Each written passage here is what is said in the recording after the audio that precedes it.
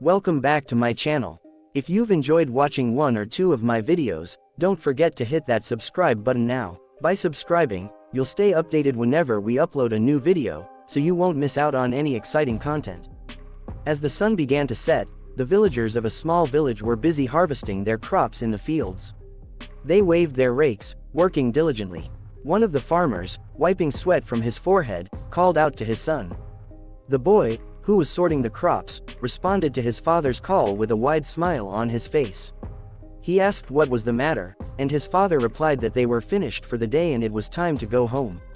The woman who was working with the boy praised him for his hard work at such a young age, noting that he managed to keep his hands clean. The boy humbly replied that he was doing his best. After bidding farewell to everyone, the boy, whose name was Xiao-en, was headed toward home. However, Xiao-en was not from this world.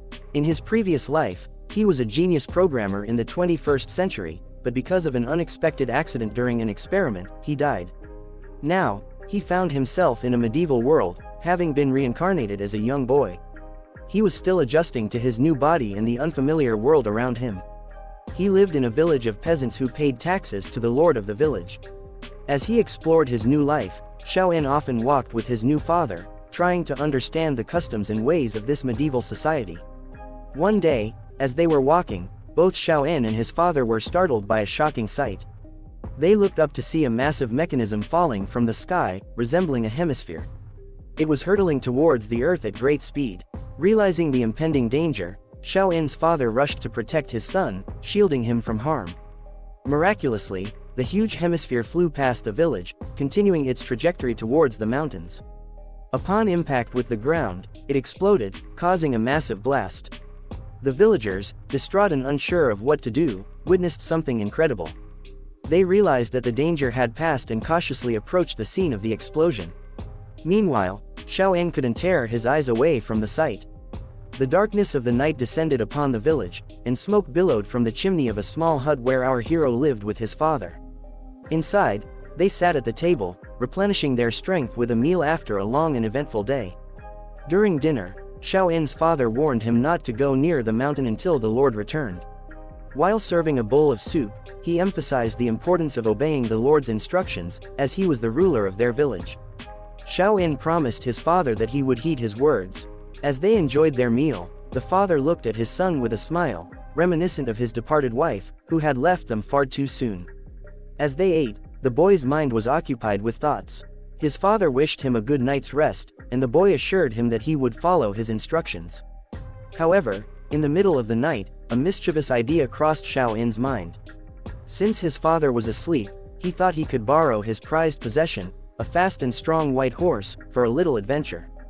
Donning a dark cloak, he quietly led the horse into the night. The boy rode confidently through the forest, his skills in horseback riding honed by his father's teachings. Determination never wavered within him as he ventured deeper into the forest. Little did he know that his journey would take an unexpected turn, for he was about to encounter something extraordinary, a UFO. The unknown object the boy saw, possibly related to his arrival in the new world, led him to a massive crater upon reaching his destination. The object had fallen from the sky and had caused the crater. Despite breaking the promise he made to his father, the boy felt no regret because waiting for the Lord's return would not provide him with any information. As he approached the crash site and sifted through the debris, he stumbled upon a small, undamaged box. Curiosity piqued, the boy reached out to examine the box. To his surprise, it was remarkably sturdy. Upon further inspection, deciding to take the mysterious box home with him, the boy climbed out of the crater and mounted his horse for the ride back. Upon arriving home, the boy eagerly opened the box. Inside, he found a solar panel with the inscription, "Made in China." This discovery filled him with worry. Could this box be from the future? The box also contained what appeared to be a pair of virtual reality glasses, also labeled, "Made in China." Holding the goggles in his hands, the boy examined them closely. To his amazement, the glasses remained unscathed despite the crash. After contemplating for a moment, the boy made the decision to try the glasses on. However, he didn't notice anything extraordinary upon wearing them. Running his hand over the goggles, he discovered a button, which he instinctively pressed. As he pressed the button, the glasses emitted a soft sound, and a matrix of blue colors began to fill the room. The boy looked around, witnessing the gradual transformation of his surroundings. He found himself standing in the midst of a projected environment, and to his astonishment, a figure began to materialize from a nearby mechanism. The figure turned out to be a girl, seated on a broomstick, hovering in the air. She greeted the boy, explaining that the entire place was a lobby within a multifunctional learning machine. The girl revealed herself as an artificial intelligence system named Alice. She informed the boy that they were in a futuristic learning device, far beyond the virtual spaces of the 21st century. The boy's mind raced with disbelief as he tried to comprehend the nature of this place in the girl's presence. Could this be a virtual realm? The girl elucidated that they were indeed in a learning machine's lobby and that she could assist him in acquiring various skills and enhance his physical and mental abilities. After showcasing the extensive list of skills she could impart, Alice asked the boy to choose what he wanted to learn, emphasizing her capacity to facilitate his learning journey. Greeted with a smile, the boy greeted Alice once again and pondered the possibilities within this extraordinary educational experience. The guy was astounded by the multitude of skills and abundant resources at his disposal. Admiringly, he gazed at Alice as she presented an extensive array of abilities, feeling almost as if he had stumbled upon a cheat sheet. Among the proposed skills, the guy noticed chemistry and math but hesitated to select them, uncertain of their future relevance. As he continued browsing, with some hesitation, he approached the system window to choose this skill. Alice warned him that it was a third-level gardening skill, requiring a solid foundation in the science of gardening. The boy found himself puzzled, questioning if there were additional requirements. Expressing his time constraints, he inquired if there was a way to learn the skill instantly. Alice informed him that the skill could only be acquired if he already possessed the basics of gardening. The guy assured her that wouldn't be a problem since he had extensive experience in the field. Alice agreed with his decision, expressing hope for his success, and initiated the skill activation process. The boy felt overjoyed at the prospect of becoming a farmer and living a peaceful routine life. However, his excitement was short-lived as an error occurred within the system, indicating that the selected data had been lost. Tense and frustrated, the guy began to realize that it wouldn't be as easy as he had hoped. Pointing at the system window, he sought an explanation from Alice regarding the meaning of the error and why the skill was unavailable to him. Alice speculated that it might be a data error of some kind and suggested he choose something else. Reluctantly, the guy agreed to select basic math, but once again, the system responded with the loss of data. The same outcome repeated when he attempted to choose basic chemistry and basic combat skills. Overwhelmed and perplexed, the guy grabbed his head, feeling hopeless about what he could even learn. Sensing his distress, Alice asked for his patience while the system conducted a search. After the search concluded, they discovered that the guy had access to all the protected data. With this revelation, the system offered a choice between two skills, Chinese chess and stretching. Furious and adamantly opposed, the guy declared that he wouldn't waste his time learning these seemingly useless skills. However, 10 hours later, the guy and Alice found themselves finishing yet another game of Chinese chess. The sound of checkers hitting the board reverberated in the space around them. The game had been intense, but the guy managed to checkmate Alice.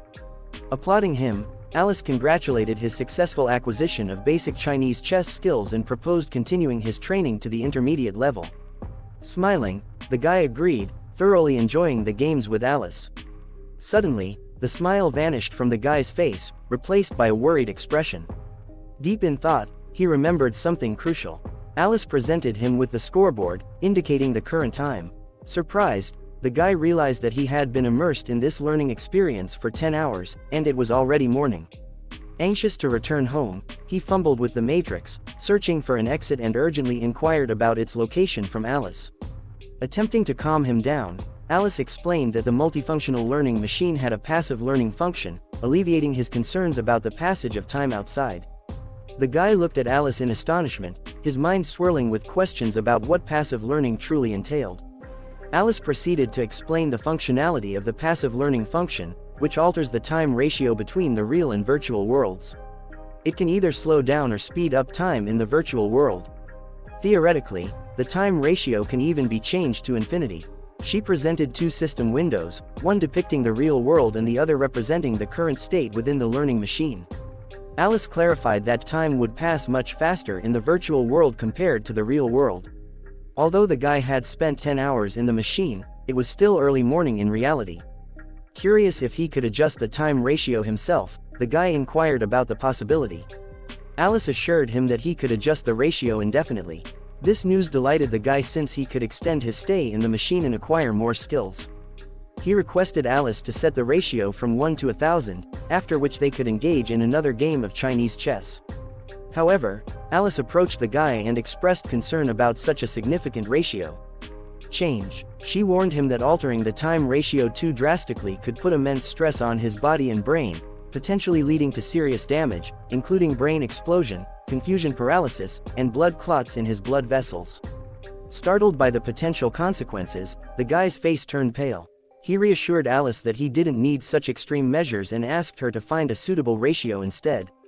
Alice flew closer to the guy and began feeling his cheeks, causing the kid to become nervous and recoil, questioning Alice's actions. Alice crouched down and explained that she was scanning him.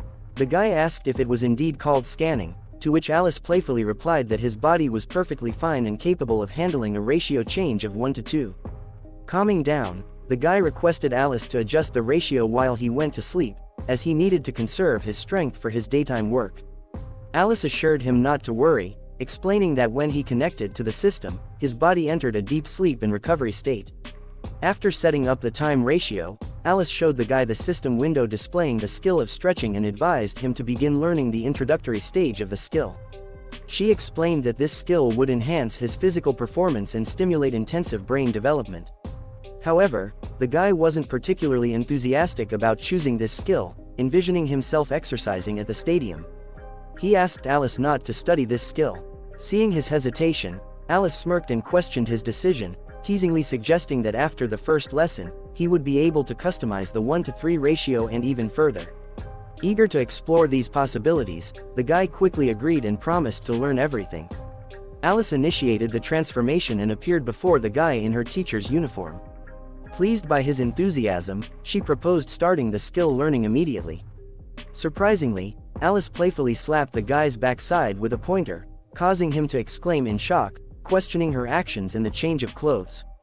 Alice explained that they were beginning the first section of the introductory stretching course. The car reverberated with the sounds of exertion as Alice encouraged the boy to push himself harder. After completing the workout, his hands trembling, the guy placed the virtual reality goggles on the table and let out a scream across the room. He couldn't comprehend this extraordinary skill and his entire body ached. Struggling to hold onto the chair with his left hand and supporting his back with his right hand, the guy recollected his school exercise routine and realized that stretching was nothing like what he had experienced. Gripping the chair leg with one hand, he contemplated that if this skill could unlock a person's inner potential, it should also aid in recovering the body after exertion. To warm up his body, the guy attempted various poses like the warrior pose and the wheel pose. As he continued with the warm-up, he exclaimed in awe that it was truly a miracle. His body pain vanished. However, after a short while, his body became drenched in sweat, and he started to feel short of breath. His blood pressure spiked. At that moment, the boy's father approached the room and knocked on the door, proud that his son had grown up and was taking responsibility by closing doors. He called out to the kid, reminding him that it was time to get up and go to work. Startled by his father's shouts, the boy woke up, lying on the bed and barely conscious. With his hand on his head, he remained there as his father entered the room and inquired about his well-being. The boy, still holding his head, responded that he was extremely tired and wanted to sleep. After checking that his son had no fever, the father left him alone, urging him to gather his strength as he himself had to work in the fields. After lying down for a while, the boy decided to get up, unable to fathom what was wrong with him. His body had seemingly recovered, so why was he still so fatigued, and why did his head spin? While pondering his condition, his gaze fell upon the box, prompting him to seek answers from Alice. Putting on his glasses, the guy re-entered the matrix, where he spotted Alice flying on a broomstick, greeting him. She commended him for his dedication to training even outside the virtual world, waving her arms in approval. Puzzled, the guy wondered how Alice was aware of his training. Alice opened the system windows in front of her and explained that most of the information was lost, but she collected data from the outside world. The guy turned pale, clutching his heart, and questioned whether Alice truly saw everything he did. With a mischievous smirk, Alice wagged her finger and clarified that she only gathered useful data, not needing to know every detail of the guy's activities. Her words stung the boy. Flying closer to him, Alice began examining his body, which displayed unusual characteristics for this world. She suggested that the guy become a cultivator, a process that involves utilizing challenging conditions to develop the body and achieve personal goals. Thrilled at the prospect, the guy confirmed if he was suitable for the role of a persistent cultivator. Curious about his constant sleepiness after light stretching exercises, the guy inquired. Alice swiftly changed into her teacher's attire, brandished a pointer, and pointed it at a mannequin as she explained that the energy expended in the virtual space quickly replenishes during sleep. However, the energy expended in reality takes a much longer time to recover. Bringing the pointer to the mannequin's head, Alice proceeded with the narrative, explaining the connection between physical strength and the mind. When energy consumption exceeds the normal limit, the body enters a self-support mode, leading to a state of sleep. The guy realized that in the virtual space, he could exhaust himself as much as he desired, but in reality, he would need to rest if he became tired. Alice tapped the guy's head gently with the pointer, reminding him that he had overlooked the passive training method. By training his body in the virtual space, he could enhance his physical strength in the real world. The boy rubbed the spot where Alice had tapped his head and expressed his previous belief that the method was entirely useless in reality. Alice examined the guy's body readings in the system window and became convinced of the usefulness of training in the virtual space. The guy's physical abilities already surpassed those of most adults. Encouraged by this revelation, the guy felt uplifted and eager to commence the training immediately. However, after some time, he collapsed to the ground, feeling helpless and unable to continue practicing. Standing behind him with a whip in her hands, Alice glared at him menacingly, striking the whip against the ground. She declared that the guy was weak and stated that his energy expenditure would increase in the second part of the training. In his current state, he failed to meet the minimum requirements. Alice approached the guy and lifted his chin with the pointer, smiling. She advised him to tighten up the first part a bit so that he could catch up with the material. Alice underwent a transformation from a stern teacher into a fitness trainer. Her stockings and short skirt changed into fitness tights and a white blouse over a pink top. She mentioned that they had only 6 hours and asked if the guy was ready to work out. However, the guy was unaware of how quickly Alice was changing her appearance. As he began the workout, Alice carefully observed his technique, closely monitoring his movements. She leaned over to help him with the bridge pose, unintentionally pressing her breasts into his face, causing him to struggle for breath. Annoyed, the guy complained that he couldn't continue with the exercise. Alice responded by reminding him that as a cultivator, it was his duty to overcome obstacles. Unable to continue practicing in this manner, the guy forcefully pushed Alice away and declared that he knew what he was doing and could handle it on his own. He decided to call it a day and exit the virtual space. Alice attempted to catch up with him but couldn't manage it in time. Back in the real world, the guy wiped the sweat from his forehead and remarked that training with Alice in this manner was dangerous. After calming down, he clenched his hand into a fist and noticed that his energy had completely recovered. He realized the effectiveness of the passive training method.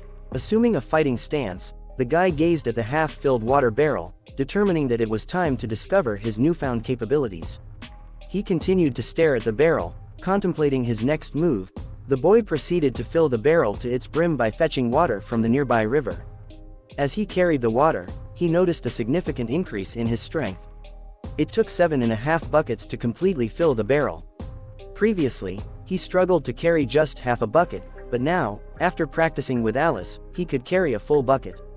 Additionally, thanks to his improved stamina, the route from the house to the river became faster. The boy looked at his strong body and had no regrets about choosing the stretching skill. One day, the boy's father was walking along a forest path, carrying a large bundle of firewood when he heard his son calling him from a distance. Exhausted from work, the father turned around and saw his son, Xiao-in, running towards him with remarkable speed. Upon closer inspection, he realized it was indeed his son. After reaching his father, the boy swiftly took the bundle of firewood from his hands, disregarding his father's concerns about the weight. The father was puzzled by his son's sudden strength. Day after day, the boy continued to train, assisting his father during the day and practicing with Alice at night. His father couldn't comprehend the transformation happening to his son and wondered where he had gained such remarkable strength. With a smile on his face, he thought of his late wife and wondered if she could witness how their son had grown. The guy covered himself with a blanket and lay on the bed, wearing virtual reality goggles. He was once again practicing spatialization with Alice. This time, he was performing a one-arm plank exercise while Alice, standing beside him, monitored the system window, counting down the time for the exercise to be completed. The guy was sweating profusely, feeling like this minute was the longest of his life.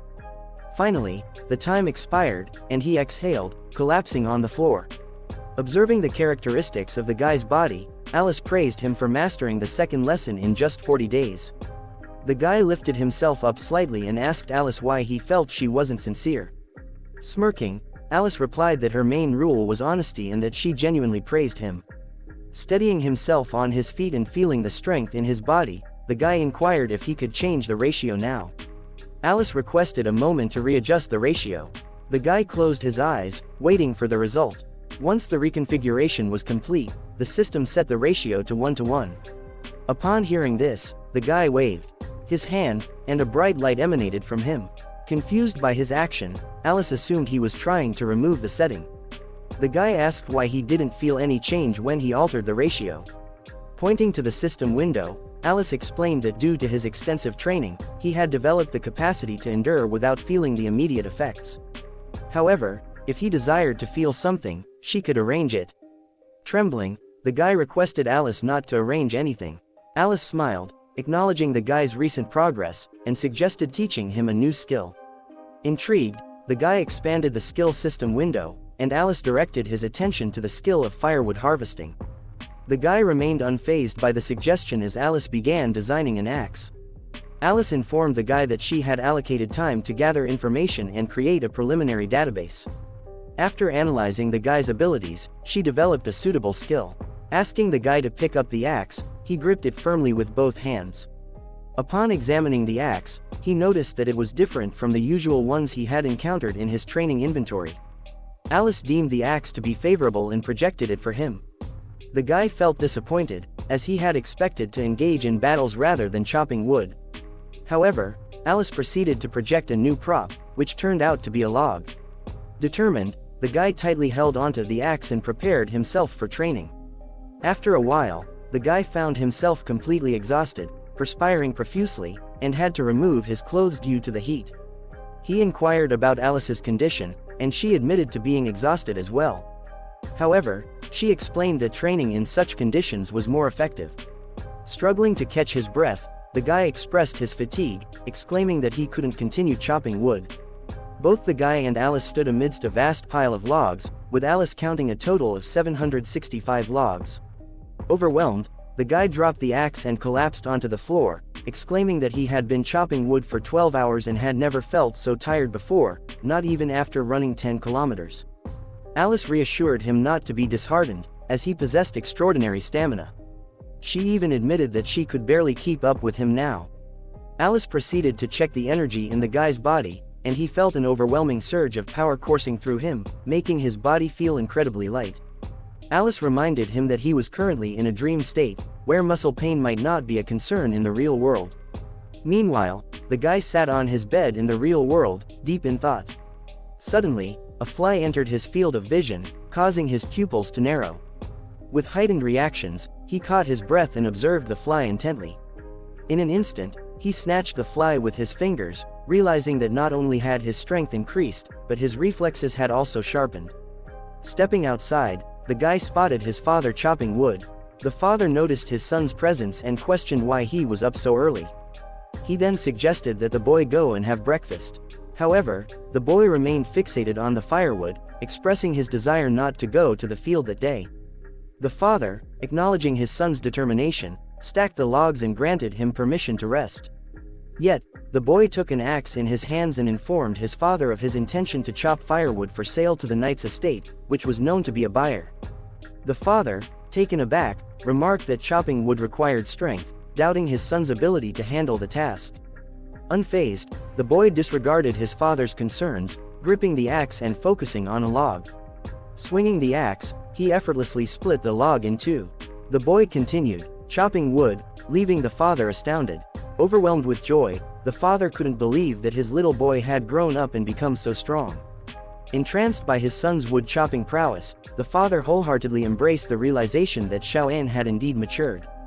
The boy persisted in chopping wood, and as Joey's aunt entered their yard, she questioned why he was doing it alone and not with his father. Greeting his aunt, the boy explained that he wished to chop wood for sale, as his father had already gone to the field. Auntie approached the boy and placed a basket of food on a stump. She mentioned that she had cooked a lot and suggested that the boy eat with his father, emphasizing that he needed it for his growth. The boy smiled at his aunt, aware that she often used food as an excuse to see his father. He noticed his aunt's sad expression, knowing that his father always avoided her. Auntie remembered that she wanted to ask the boy's father to borrow a horse to go to the manor. She requested the boy to convey her request to his father. While eating the food Auntie brought, the boy asked her if she had recently been to the manor. Auntie smiled and replied that her brother had returned and wanted to take some students there, including 3 young boys from the village who wished to accompany her. The boy was delighted to hear that his uncle Vanel was back and began asking Auntie about his blacksmithing training. Auntie mentioned that it went well and that Uncle Vanel had opened his own blacksmith shop on the estate. The boy started to consider the idea of becoming his uncle's apprentice, thinking that in addition to being a knight, being a top-tier blacksmith was a prestigious position. He shouted enthusiastically that he wanted to become Uncle Vanel's apprentice too. Their conversation was interrupted by the boy's father, who arrived carrying firewood on his shoulder. He asked Auntie why she was there and if his son had done something wrong. Auntie reassured him that there was nothing to worry about and explained that her brother had returned, and she had come to borrow a horse to take the 3 students to the manor. The boy joined the conversation and expressed his desire to become Uncle Vanel's apprentice. The father dismissed it as nonsense, explaining that Uncle Vanel was a highly skilled blacksmith, and his apprentices were not easy to train. Auntie defended the boy, asking his father not to be too strict. The boy persisted, claiming that he was strong enough and mentioned his stamina as a proof. Looking at the pile of chopped logs, the father agreed. Auntie praised the boy's father and urged him to let the boy try to become an apprentice. The father decided not to argue further and allowed the boy to pursue his goal. The boy was overjoyed and thanked his father, promising not to let him down. After the conversation, the boy went to Alice's house to inform her that he would soon go to the blacksmith to become Uncle Vanel's apprentice. He asked Alice when he could start learning how to make perfect firewood. Alice, praising herself, replied that it was too early for the boy to learn that skill. The boy, still holding the axe, didn't understand what the problem was, thinking that chopping wood was simple. Alice took the axe from the boy's hands and decided to demonstrate the skill in its perfect form. She threw a log into the air and asked the boy to watch closely, warning that she wouldn't repeat it. With swift and precise strikes, Alice chopped the log into a dozen perfect pieces, landing gracefully on the ground to display the expertly chopped wood. Alice asked him if a man could accomplish such a feat. Passing the axe into the boy's hands, she explained that his desire to become a blacksmith's apprentice was highly reasonable as it would enhance his physical abilities and allow him to master the art of perfect firewood making. The boy agreed with Alice, but he expressed concern that blacksmith Vel might not be willing to take him on. Alice encouraged the boy, assuring him that his hard work and training would pay off, and that the blacksmith would surely accept him. Confidently, the boy decided that becoming a blacksmith's apprentice would be his first step towards becoming the strongest. The day of departure arrived, and at the meeting place, the boy saw his aunt and 3 other apprentices leading a horse. Approaching them, his aunt asked if he was ready for the journey, and he replied that he was fully prepared. Behind him stood his concerned father. Auntie reassured the father, saying that if her brother didn't accept Xiaoan, she would bring him back safely. The boy ran up to his father, whispering something in his ear about taking care of Auntie Joey. Blushing, the father playfully tapped the boy on the back of his head and told him to stop joking around. It was time to set off, and as they rode away, the boy waved to his father. After a long journey, they arrived at the homestead and entered the town. The boy eagerly observed the bustling crowds of people, thrilled to experience such a lively place for the first time. After exploring the city for a while, they headed to Vanel's forge. Upon reaching the forge, Auntie helped the boy dismount from the horse and called for her brother. Vanel, the blacksmith, was busy forging another masterpiece, but he was glad to see his sister. When he came out of the forge, he noticed his sister and the 4 boys. The blacksmith gave the arriving apprentices a stern gaze, which startled the 3 disciples. However, Xiao-in met the blacksmith's formidable gaze with determination in his eyes. After exchanging greetings with the boys, the blacksmith went to hug his little sister, overjoyed that she had finally come to him. Andy tried to push the burly man away, feeling a bit uncomfortable in front of the children. Regaining his composure, the blacksmith suggested that his sister stay for a while, but she explained that she still had a lot to do in the village. Andy proudly presented the boys she had brought, hoping that her brother would find a suitable match among them. The blacksmith looked at the first boy but didn't seem to favor him. Then he turned his attention to the second boy and found him more favorable. Finally, he looked at the third boy, who was flexing his muscles, catching the blacksmith's attention. The blacksmith lowered his head and observed our hero, initially thinking he was some kind of monkey. Addressing the boy, the blacksmith stated that he only recruited the strongest young men as apprentices, emphasizing that this was not a recruitment for kindergarten. Everyone around laughed, but Xiao-in stood resolute, undeterred. Andy introduced the young man to the blacksmith, explaining that he was Bang's son. The blacksmith burst into laughter upon hearing this, but his laughter was interrupted by the realization that he was the son of someone his sister liked. Swiftly changing his demeanor, the blacksmith affectionately stroked the boy's head and asked how he had been, playfully pinching his cheeks. The blacksmith apologized for not recognizing him earlier. The boy responded by saying that it was not a big deal since they had seen each other when he was 5 years old. The blacksmith then brought a bunch of axes, hammers, and knives, and he mentioned that he couldn't give the boy something while holding a huge pile of tools in his hands. Initially, the boy started to decline, stating that they had enough tools at home. However, realizing that the boy hadn't been given many gifts, the blacksmith suggested that he take a walk around the manor and promised to buy him something tasty. Auntie Joey looked at the blacksmith angrily, deciding to put an end to the situation. She brought Xiao-in over and asked the blacksmith to take him as an apprentice. The blacksmith couldn't believe what he heard and immediately responded that becoming an apprentice wouldn't work for the young man because it was too difficult. However, the boy didn't back down and confidently declared that he wasn't afraid of difficulties. Crouching down to the boy's level, the blacksmith began explaining that he was still too young and wouldn't be strong enough for blacksmithing. Despite the blacksmith's concerns, the boy continued to insist and expressed his desire to give it a try. Looking at his sister, the blacksmith had to agree. He praised the young boy for his persistence and called everyone to follow him. At the forge, many people had gathered and were discussing the blacksmith's new apprentices. The blacksmith shouted loudly, and a red-haired boy came running in. The blacksmith introduced him as his first apprentice, and then asked him to demonstrate his skills. The first apprentice took the axe in his hand and skillfully chopped a log into 2 pieces, impressing everyone around. The blacksmith explained to the boys that chopping wood required not only strength but also technique, emphasizing the need for practice to reach that level. 3 of the candidates became nervous, believing it was too difficult. However, Xiao-in remained undeterred and volunteered to give it a try. The blacksmith agreed, and one by one, each of the boys attempted to swing the axe and hit the log. The first boy struggled to split the log even halfway, disappointing the blacksmith. The second boy, whom the blacksmith favored, also failed to hit the log. Finally, the third boy, who was in good physical shape, came forward to try. After striking a few poses to show off his muscles, he attempted to hit the log. The guy successfully managed to split the log almost evenly, although the blacksmith felt a little disappointed because he had hoped for a perfect split. Sighing, the blacksmith concluded that there would be no new apprentices that year and called his sister. He asked her to take the boys to the market and buy something if they liked it. Auntie, holding Xiao-in by the shoulders, agreed. Xiao-in shouted at the top of his voice, expressing his desire to try chopping wood. The blacksmith approached the boy and patted him on the head, stating that he was too young and wouldn't be able to lift the axe. However, the boy confidently replied that he could. The blacksmith decided to give him a chance and handed him a small axe, cautioning him not to hurt himself. With gratitude, the boy held the axe and thanked the blacksmith for the opportunity.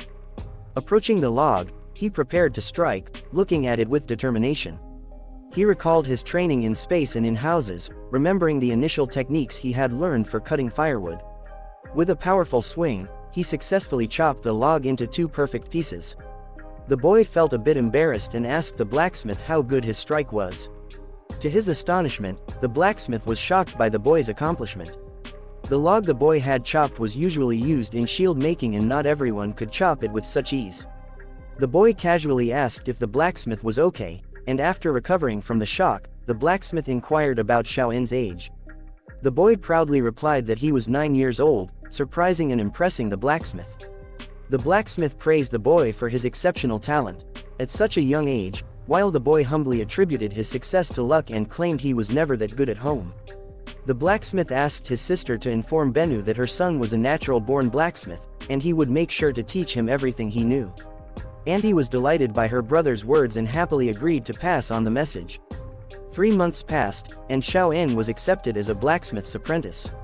While forging a sword, he skillfully wielded the heavy hammer on the anvil. After finishing his work, he proudly showed the sword to his first apprentice, who praised him. Xiao'in was delighted by the praise and mentioned that it took the blacksmith 12 years to learn sword forging, while he accomplished it in just 3 months. He attributed his brother's experience and intelligence as superior to his own, emphasizing the first apprentice's coordination and strength. The conversation was interrupted by the blacksmith entering the forge, casting a menacing glare at the guy. He had something with him, a box that he placed on the table.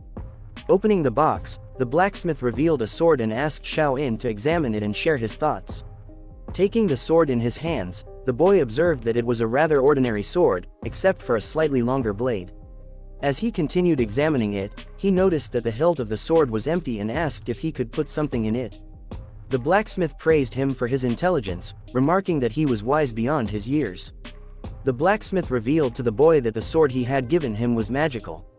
It had been a gift from the blacksmith's teacher before his passing. The boy found it hard to believe that magic existed in their world. The blacksmith anticipated the boy's surprise, as he himself had encountered a wizard only once despite seeing many knights and warriors. The blacksmith's teacher had been a renowned blacksmith who had a close friendship with a wizard. Together, they had created numerous magical tools that brought them fame throughout the kingdom. Inside the box, there were 3 unknown balls called magic cores, which were extracted from monsters' bodies. The blacksmith proceeded to insert the core into the sword's hilt, explaining that it would unleash the sword's power. He handed the sword to the boy, who decided to test it by swinging it through the air a few times. To his disappointment, nothing happened. The boy asked the blacksmith what he was doing wrong. In response, the blacksmith revealed that the sword had been broken for a long time. After his predecessor's death, a grimoire was left behind, describing the process of creating magical tools. Unfortunately, nobody had been able to understand it. The blacksmith's teacher had instructed him to pass it on to his most promising student. The grimoire was also in a box, and the blacksmith expressed his trust in the boy, wanting to give him the treasure box in hopes that he would unlock its secrets. The boy retreated to Alice's space with the box, laying out its contents in front of him. He pondered over the items and examined the grimoire. Despite multiple inspections, it appeared to be an ordinary piece of iron. However, upon closer examination, the boy noticed inscriptions on the grimoire. As he continued to study it, more and more inscriptions became visible. The boy realized that Teacher Vanel had been right. Alice approached the boy and questioned why he was using so much spiritual power. The boy asked Alice about spiritual power, and she explained that it allows one to surpass the limits of the body. Spiritual power can be activated after reaching the 2nd level of stretching, and the boy had awakened it prematurely, which might cause a temporary headache. The boy asked Alice if she could decipher the text on the grimoire. Alice informed him that the grimoire was one of the 4 plates that contained knowledge about manipulating energy. Perplexed, the boy asked why it was necessary. Alice admitted she didn't know. The boy then speculated if Alice had accidentally copied Vel's data, as she was behaving similarly. Fortunately, Alice was able to translate the inscriptions. The first plate stated that training should start from the 5th. The boy questioned if Alice was certain and expressed his confusion. Alice suggested touching the plate, but the boy hesitated, feeling it might be better not to. Nonetheless, when he touched it, a tremendous amount of energy was released, and he found himself surrounded by nothingness, with 4 shining magic circles before him. In a state of fear, the boy called out to Alice for assistance. A towering figure of a wizard materialized before him. The wizard inquired if the boy was the chosen one, but the boy was perplexed as to what kind of chosen one the wizard was referring to. Seeking clarification, the boy began to question the identity of the wizard and their current location. Amused, the wizard reassured the boy and disclosed that he was the creator of the grimoire. The place they found themselves in was the subspace, which the wizard had crafted. The boy felt elated, realizing that the wizard before him was the same one teacher Vanel had spoken about. The wizard, stroking his beard, reminisced about the olden days when he lived 2 or 3 centuries ago. He revealed to the boy that only a fragment of his soul remained within the grimoire, communicating with him. If only a fragment of the wizard's soul was conversing with the boy, then it meant that the wizard's physical body had returned to its origins. The boy felt disheartened, assuming that wizards had exceptionally long lifespans. However, the wizard explained that a wizard's lifespan correlated with their strength. Even as a mid-level wizard, he had lived for 200 years. The boy, initially dispirited, found solace in the knowledge that true wizards were rare, akin to phoenix feathers or unicorn horns. Among thousands of individuals, only one would possess the ability for magic, and most who possessed the ability remained at the elementary level.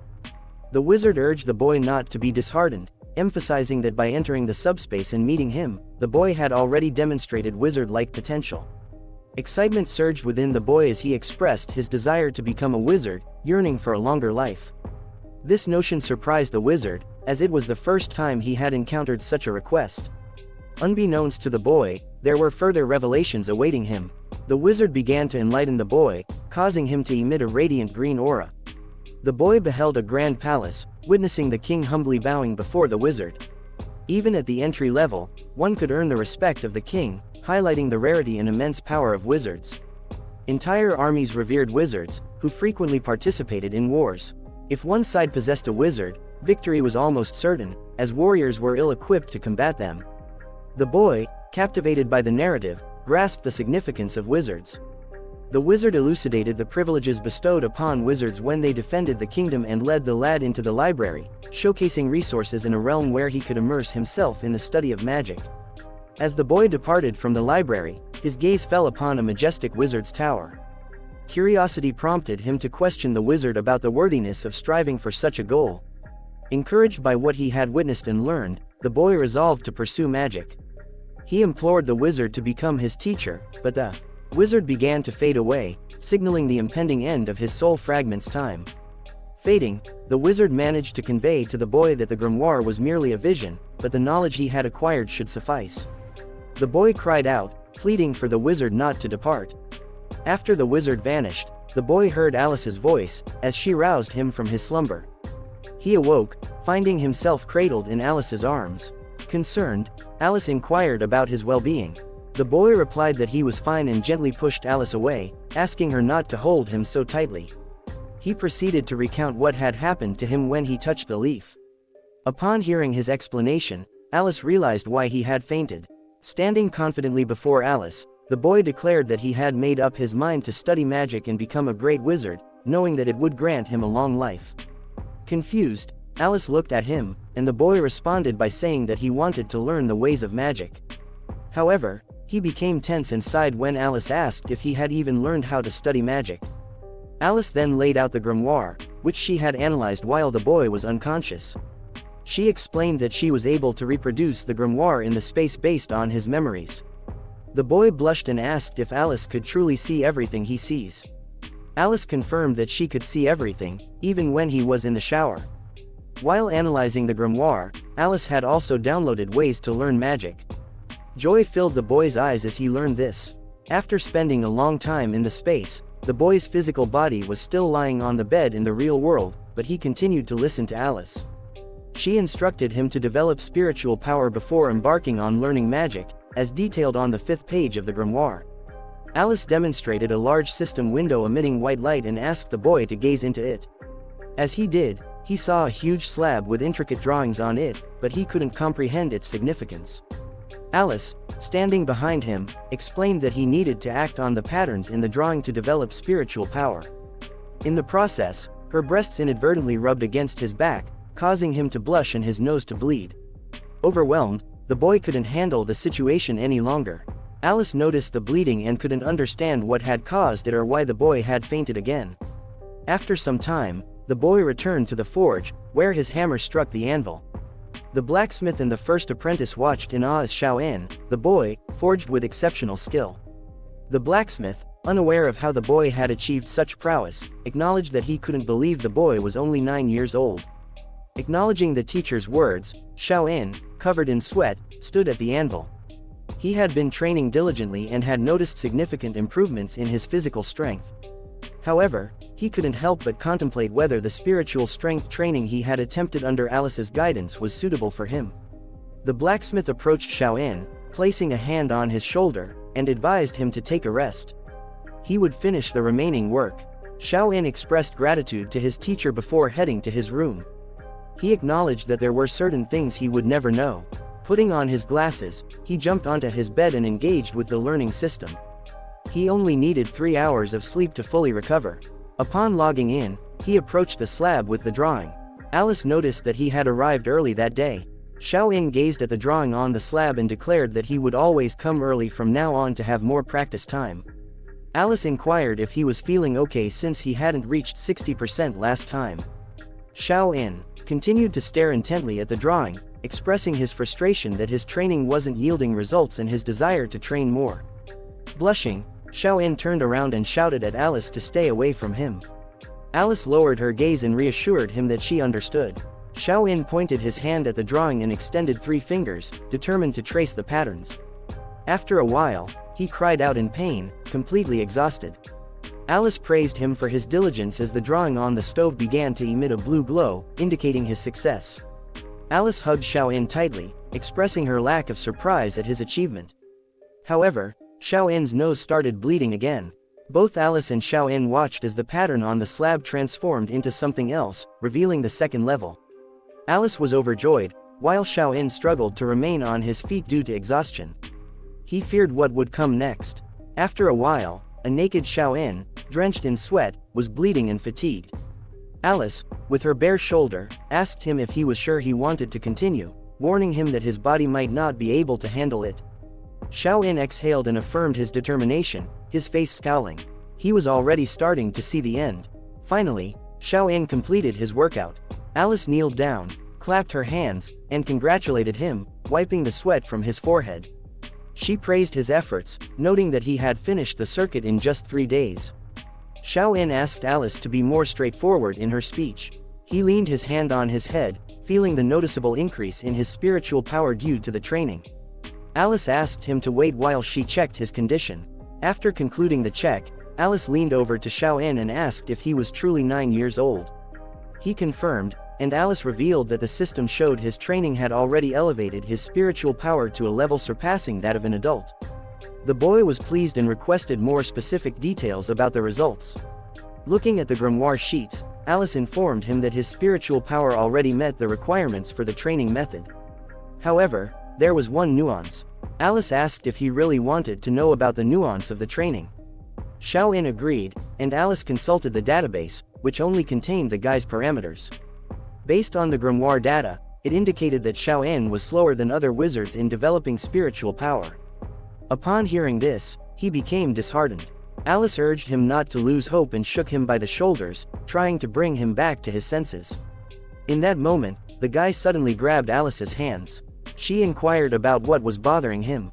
The guy remembered that Alice had the ability to alter the time ratio as her body grew stronger. Alice reluctantly confirmed his statement. Xiao-in began suggesting various ratio options, such as 10-1 and even 50-1, but Alice declined, stating that the initial stretching level had to be fully completed without any shortcuts. The guy proposed a ratio of 100-1, but Alice reiterated the need to complete the intermediate level first. The guy realized that he still had hope with Alice in the passive learning method, making time less of a concern. 2 months had passed, and Xiao-in diligently trained his body during this time. The guy started entering the space and completed the 4th lesson of the first part. Upon fully entering the space, he was greeted by the festive explosions of holiday clappers. Alice sneaked up behind him, seizing him by the shoulders, and congratulated him on reaching this point. Now he could adjust the ratio to 8-1. Alice brought her lips close to Xiao-in's ear, causing him to blush, as she whispered that he had been practicing outside all this time, completely forgetting about her. The guy clutched his heart and pulled Alice away, asking her to calm down and start the 5th period. He wanted to adjust to the 10-to-1 ratio as soon as possible. However, Alice was displeased as the guy had neglected spiritual power training.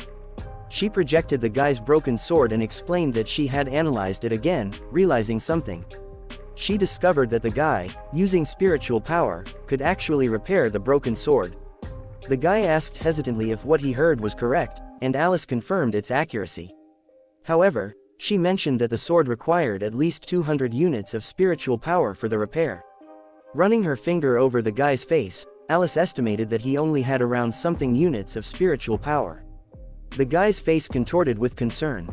Alice informed him that if he practiced 50 hours a day, he would be able to forge the sword in a couple of months. Upon hearing this, the guy attempted to flee, but Alice grabbed him by the collar and refused to let him go. Despite his initial resistance, the boy looked at Alice with confidence and agreed to the training. The guy continued training alone in space when Alice approached him, commending him for increasing his training speed. However, Alice's body began shimmering, causing the guy to become anxious about her well-being. He couldn't comprehend what was happening to Alice. As Alice's shimmering intensified, she fell on top of the guy, knocking him off his feet. With a fixed gaze, Alice looked at the guy, initiating a prolonged exchange of glances. Suddenly, with a seductive voice, Alice unexpectedly beckoned the boy, addressing him as "Master," conveying a clear desire for something. With a fixed gaze, Alice directed her attention towards the guy after a prolonged exchange of glances. Alice then proceeded to ask the guy to replace her battery. Perplexed and without comprehension, the guy wondered if Alice, being from the future, required recharging instead. In response, Alice explained that her battery was nearly depleted and requested the guy to remove it and place it under the sun for immediate charging. However, Alice cautioned that she couldn't remain close to him during that time. Concerned, the guy inquired about the duration it would take for the battery to charge. Alice replied that it would take approximately 2 weeks if everything went well. As the guy sadly gazed at Alice, he expressed his longing for her. Smiling, Alice asked one more favor of the guy, to ensure everything was prepared for repairing the magic sword. Proudly, the guy assured Alice that he had everything ready and was awaiting her instructions. Using her right hand, Alice projected a diagram, which the guy carefully examined. The guy questioned whether the diagram truly represented the blueprint for creating a magic sword. Alice confirmed its authenticity and emphasized the urgency for the guy to memorize it. The guy then asked if memorizing the diagram would enable him to restore the sword. Alice replied that it was theoretically possible, but she was uncertain about its practicality. Analyzing the diagram, the guy noticed its simplicity, yet it inexplicably gave him a headache. Smiling, Alice compared training one's spiritual power to riding a bicycle, while understanding the sword scheme was akin to driving a car. She encouraged the guy to acclimate himself to it. Grateful, the guy thanked Alice and pledged not to disappoint her. Upon bidding farewell, Alice expressed her anticipation of not seeing them again and wished him success. After Alice disappeared, the boy diligently practiced at home, finding the training arduous. Just the sight of the diagram darkened his eyes. However, he remained committed, motivated by his promise to Alice. The boy sat at the table, consuming bread while his battery charged from the sun on the windowsill. It had been a month since he last saw Alice. The nearby blacksmith, proud of the boy's rapid progress, decided to commend him. The boy was surprised by the blacksmith's praise, as talking during meals was prohibited. Expressing gratitude, the boy attributed his achievements to the blacksmith. Overwhelmed with happiness, the blacksmith believed that the boy possessed innate talent for blacksmithing. The first apprentice concurred, asserting that Shaoan would undoubtedly become a renowned blacksmith. The boy felt embarrassed by the acclaim and averted his gaze, unable to comprehend why everyone wanted him to pursue blacksmithing when he aspired to become a magician. The blacksmith then urged Shaoan to prepare himself, explaining that Knight Stockton would return in 2 months, and the boy needed to demonstrate his strength. Furthermore, the blacksmith disclosed his intention to request the knight to accompany Shaoan to Si City for the novice blacksmith exam, envisioning a scene where everyone admired him. Astonished, the boy attempted to interject, but the blacksmith silenced him. The blacksmith led the boy outside and encouraged him to contemplate what he wanted to forge. Assuring the boy that they would overcome any challenges, the blacksmith emphasized the need to showcase their capabilities. Shaoan agreed, internalizing his teacher's words. Upon returning home, Xiao-in retrieved the solar panel from the windowsill and reattached it to his glasses. As he put on the glasses, he thought of Alice and called out to her, hoping she would appear in the white light. However, Alice didn't materialize, causing the boy to become increasingly anxious. Perplexed by her absence despite the month-long charging of his battery, Xiao-in suddenly heard a voice. Looking up, he spotted Alice flying on her broom. Alice greeted him and descended to his level. Xiao-in expressed his fear when she didn't appear earlier, wondering if something had happened to the teaching machine. Alice responded that she had merely decided to tease him. She then inquired about the rumors of Xiao-in potentially leaving for the big city. Xiao-in looked at her in surprise, questioning how she knew when she was supposed to be charging. Alice explained that she had read his memories, leaving Xiao-in to jokingly label her a stalker and assert his need for personal space. He then proceeded to go practice, but Alice asked him to wait and consider a good opportunity. Confused, Xiao-in turned to Alice and asked what she was talking about.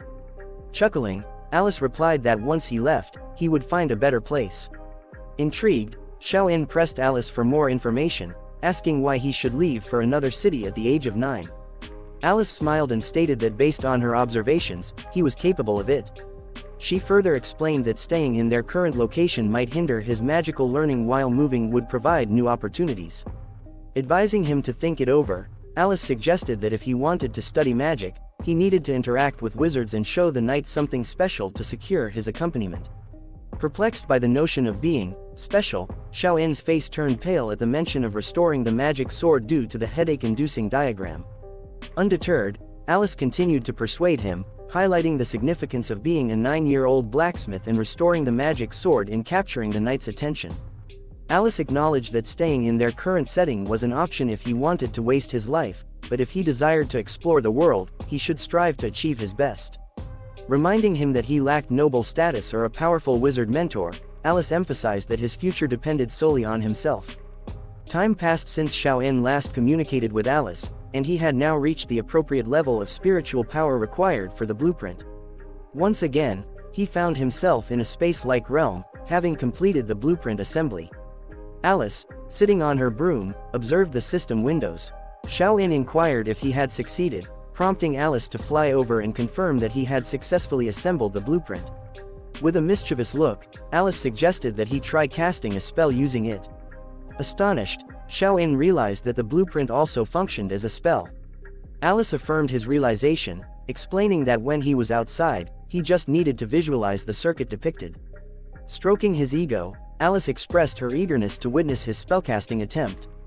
Alice, looking at the system windows, informed him that she wanted to gather as much information as possible because this world was very different from his own. She explained that she needed to create a new database, which required a lot of information. The boy agreed to Alice's proposal and asked her the name of the spell he needed to perform. With a wink, Alice replied that it was called the Sharp Edge spell. Back in the real world, the boy started contemplating the magic scheme. He visualized a magic sword in his mind and felt the spiritual power being absorbed. The sensation reminded him of a constantly beating drum. Suddenly, he saw a white light and felt himself enveloped by blue energy, which he gathered in his hands. Unable to control the energy, a ball formed in his hands, and he realized his spiritual power was about to be depleted. In a burst of energy, he released the ball upwards, creating a hole in the ceiling. The boy was astonished by the destructive power of the spell and contemplated that despite its potency, it would not be useful in battle due to its high consumption of spiritual power. He acknowledged the need to train even more. Finished with his thoughts, he entered the space where Alice rushed towards him, asking about the Sharp Edge spell and whether he liked it. The boy replied that the spell was indeed powerful but too dangerous and didn't suit him. Analyzing the spell, Alice realized it could be improved and asked for some time to show him something incredible. The boy found it hard to believe that Alice could make the spell even stronger. Alice explained that the spell allowed for compressing air into a ball and shooting it out. Looking at the system window with information about the spell, Alice realized that the speed and power of the compressed air were no stronger than shooting a bullet. By compressing the air into a bullet shape, the effectiveness of the spell would be significantly higher. The boy exclaimed with excitement, and Alice agreed with him, noting that the modified spell would require less spiritual power. After a while, the boy activated the spell again and punched a hole in the training board. However, He burned his hands in the process. Knight Stockton, the mentor, had been away for a month, and during that time, the boy's spiritual power had become much stronger. He had learned how to compress air into a bullet, making the sharp-edged spell even more potent while reducing its spiritual power consumption. The boy continued practicing in the field when he was suddenly called by his first apprentice, isekai'd. Isekai'd informed him that Knight Stockton had returned, and they went to meet him. A large gathering of people had gathered to meet the knight, and the boy realized that it was their duty to show their gratitude. He recalled his father telling him that Knight Stockton was a good lord, and everyone was grateful to him from the bottom of their hearts. A significant number of people reside in these lands, which are characterized by fertile soil. As long as the lord is fair, no one will suffer from hunger. Xiao In and A encountered their teacher and were asked to approach him.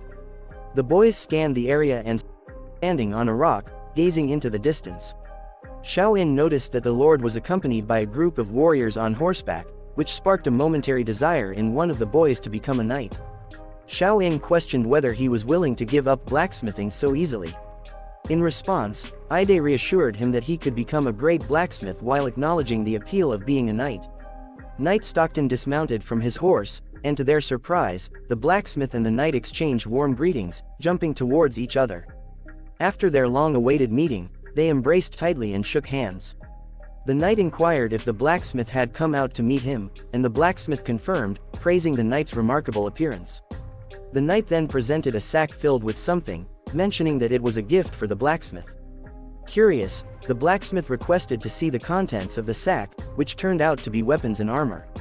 After examining the gift, the blacksmith asked the knight what had happened on his journey back. The knight assured him that it was nothing serious. The blacksmith entrusted the bag of gifts to his first apprentice and asked the knight about his duration of stay in the city. The knight replied that he planned to stay for at least 2 weeks. The blacksmith took the opportunity to praise his apprentices and proposed the idea of them accompanying the knight next time. Observing the first apprentice behind the blacksmith, the knight asked if he was skilled enough.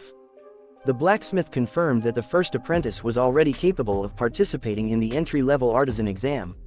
The knight agreed and placed his hand on the first apprentice's shoulder, promising to give him a shop upon their return. The apprentice expressed his desire to stay with the teacher, which earned praise from the knight for his loyalty. The knight then noticed Xiao In, introduced by the blacksmith as a highly talented boy. This revelation surprised the knight, who crouched down and handed the boy some candy as a token of appreciation for coming, encouraging him to share it with his friends.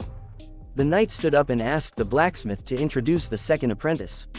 Pointing at Xiao In, the blacksmith shocked the knight, who initially thought it was a joke, considering the boy's young age. The knight's words not only affected the boy but also made the blacksmith realize that despite his youth, Xiao In possessed abilities on par with the first apprentice. To test the boy, the knight offered him a challenge in the forge, expressing doubt that the boy could wield the blacksmith's large hammer. The knight was astonished by the boy's abilities, unable to believe that such a small child could effortlessly lift such a heavy hammer. The blacksmith smiled in response, and the knight eagerly approached Xiao In, examining his physique. The knight suggested that Xiao In follow him and learn the ways of a knight, emphasizing the importance of strength as the foundation of a knight's skills. Xiao In questioned the knight's sudden change of attitude, as he had previously treated him like a child. The knight firmly grasped Xiao In's shoulders and explained that his strength at such a young age indicated his potential to become a formidable knight. Xiao In realized that his strength was a result of his morning stretching routine, and he pondered the idea that he could surpass the knight's own strength through practice. The knight urged Xiao In to believe in the greatness of becoming a knight, as it would elevate his social status to that of a noble. He asked Xiao In if he desired to possess an estate like his own. However, the blacksmith interjected, asserting that Xiao In was already his apprentice and a talented artisan, questioning the knight's motives for wanting to turn him into a knight. The knight requested that the blacksmith remain calm and emphasized that the noble profession of a knight should not be compared to the business of a blacksmith. He argued that many people dream of becoming knights, despite the dangers they face, as it is through pain and suffering that true knighthood is achieved. The knight expressed certainty that Xiao In's talent would enable him to pass the knight's test and become a great knight. The argument between the knight and the blacksmith continued, leaving Xiao In contemplating the knight's proposition. Although the opportunity to become a noble and acquire land enticed him, Xiao In realized that it would involve engaging in warfare, which contradicted his desire for a peaceful life. Reflecting on his past life, Xiao In concluded that he should live as long as possible and avoid the perils of war. He intervened in the argument, bowing to the knight and expressing gratitude for the offer but declining due to his commitment to the blacksmith. While the knight was disappointed, he assured Xiao In that the offer would stand if he ever changed his mind. The blacksmith was surprised by Xiao In's response, realizing that his disciple valued the life of an artisan over fame and glory. The blacksmith laughed and requested that Xiao In and the other apprentices demonstrate their skills to the knight. The apprentice volunteered to showcase his talent by handling a heavy ball, impressing the knight with his strength and proficiency. The knight examined the sword the apprentice had crafted, praising its quality, weight, balance, and sharpness.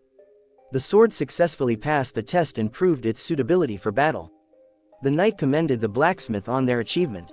The blacksmith, in turn, acknowledged that the apprentice may not possess extraordinary talent but emphasized the importance of his hard work in the field of blacksmithing. The knight proposed that the blacksmith assign their second apprentice to him, as he now had a worthy successor. However, the blacksmith firmly rejected the idea, urging the knight not to entertain such fantasies.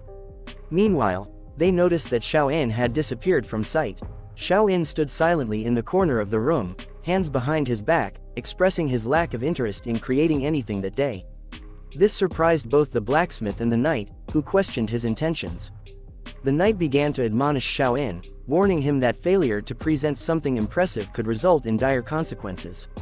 To their astonishment, Xiao In revealed a broken sword, declaring his intention to restore the magical weapon. He explained that it had been entrusted to him by his teacher. The knight was taken aback, questioning the blacksmith about his ability to forge magic weapons. The blacksmith confirmed that the sword had also been given to him by his teacher but expressed regret that he lacked the skills to repair it.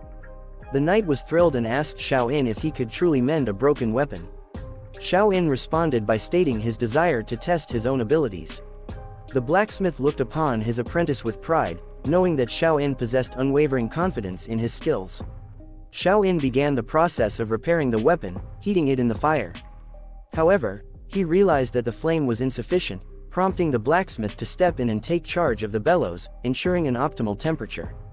Both student and teacher worked diligently, with Xiao In contemplating his extensive practice and assuring himself that everything would turn out fine, despite it being his first time restoring a magical weapon in reality.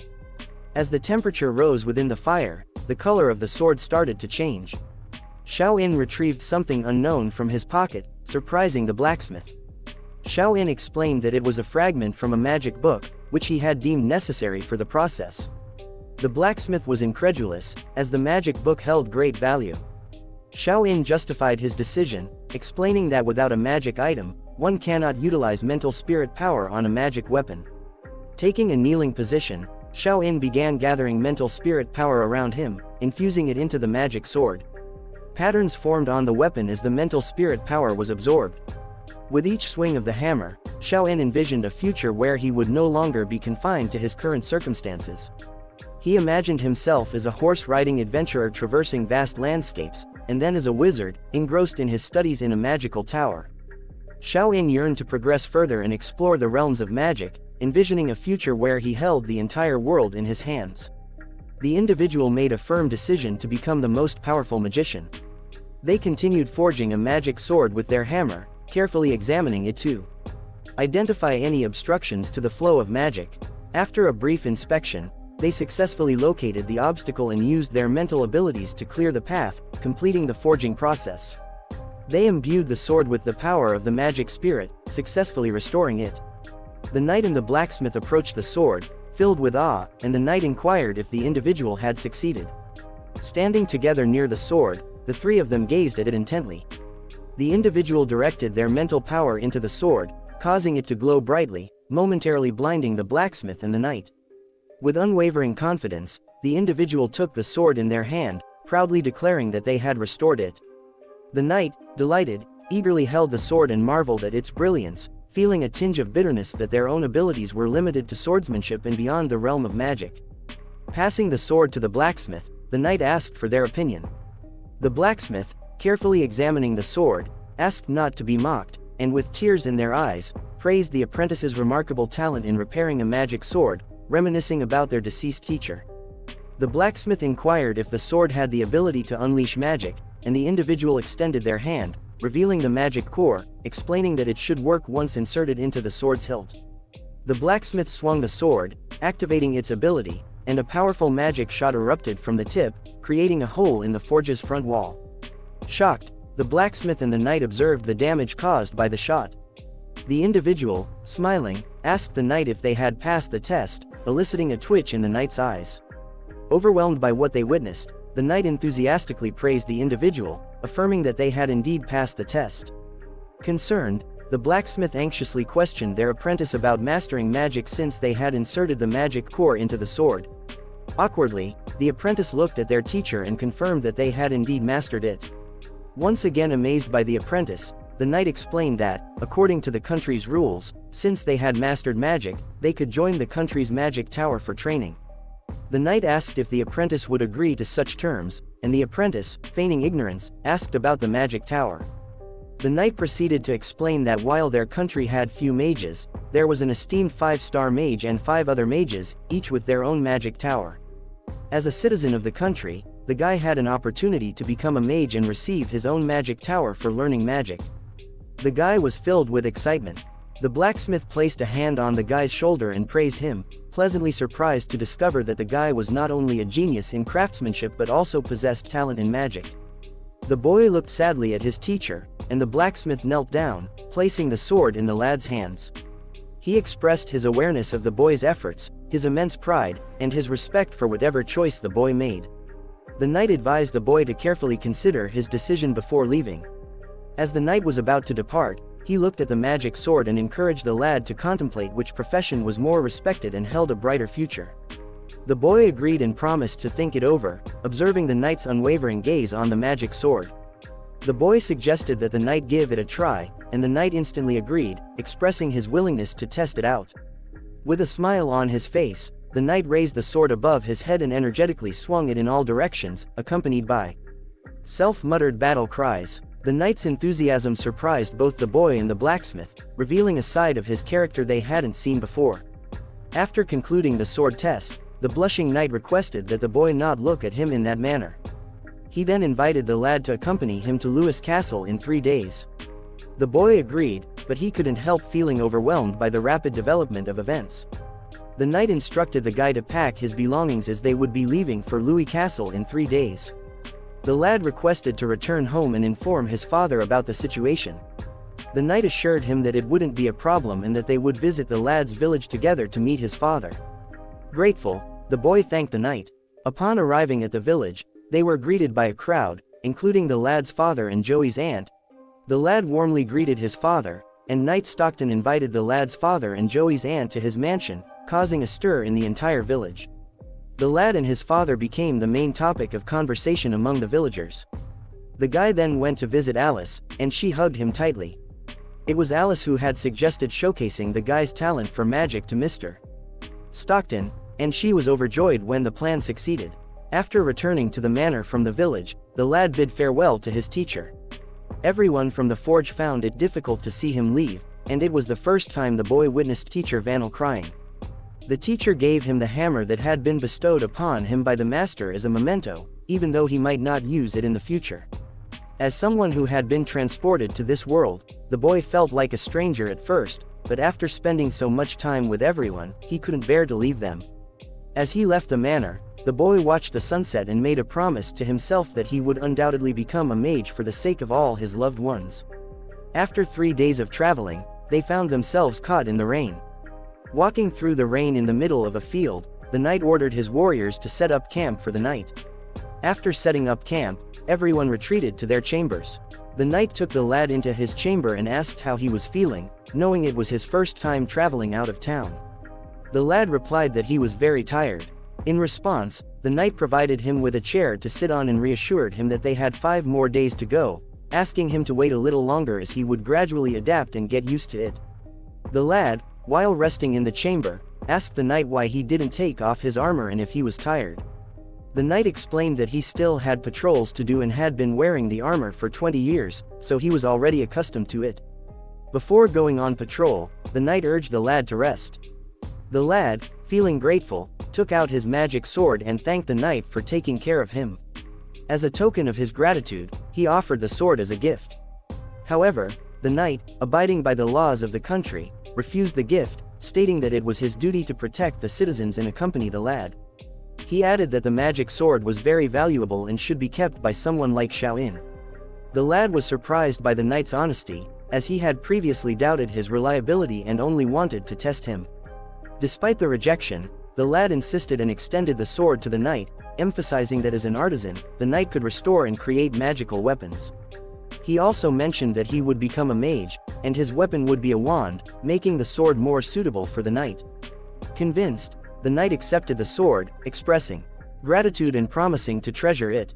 The lad then mentioned that once he mastered his new skills, he would incorporate some magic into the knight's armor, which the knight agreed to. Afterward, the knight left for patrol, wearing his goggles, and lay down on the bed in his chamber. He began practicing with the patterns in the drawing, immersing himself in his training.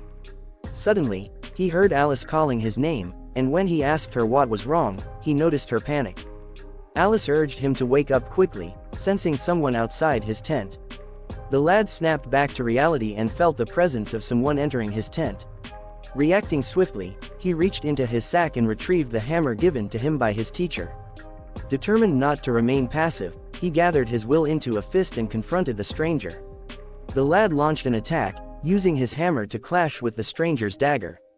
A battle ensued between the two, during which the lad caught a glimpse of the stranger's face and realized that he had never seen this man before.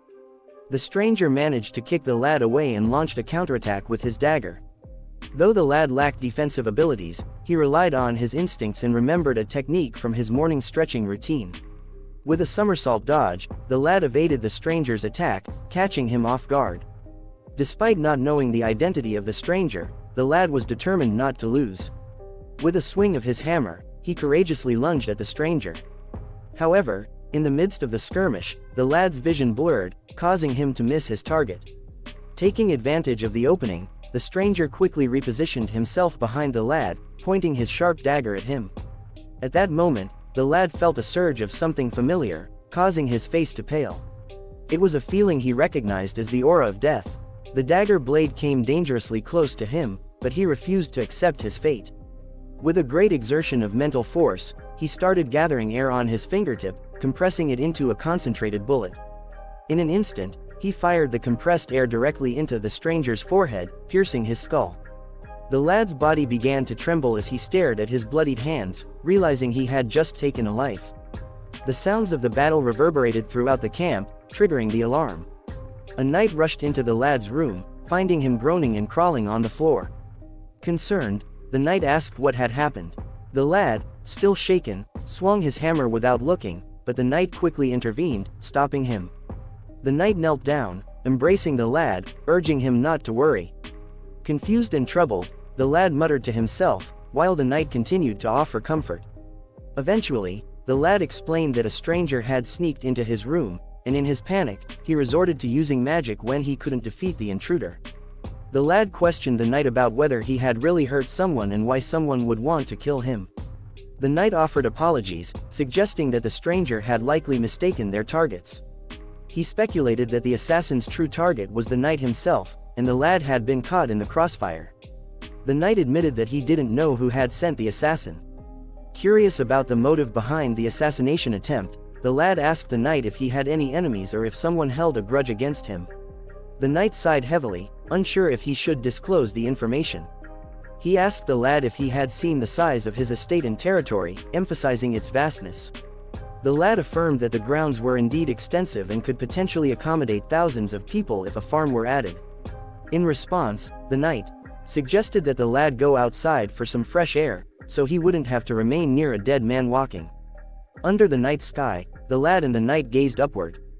The lad pondered the knight's question about the strangeness of his ownership of such a large land without any honors. Sitting on the ground, the knight began to recount his life from 50 years ago when his land was nothing but abandoned and valueless.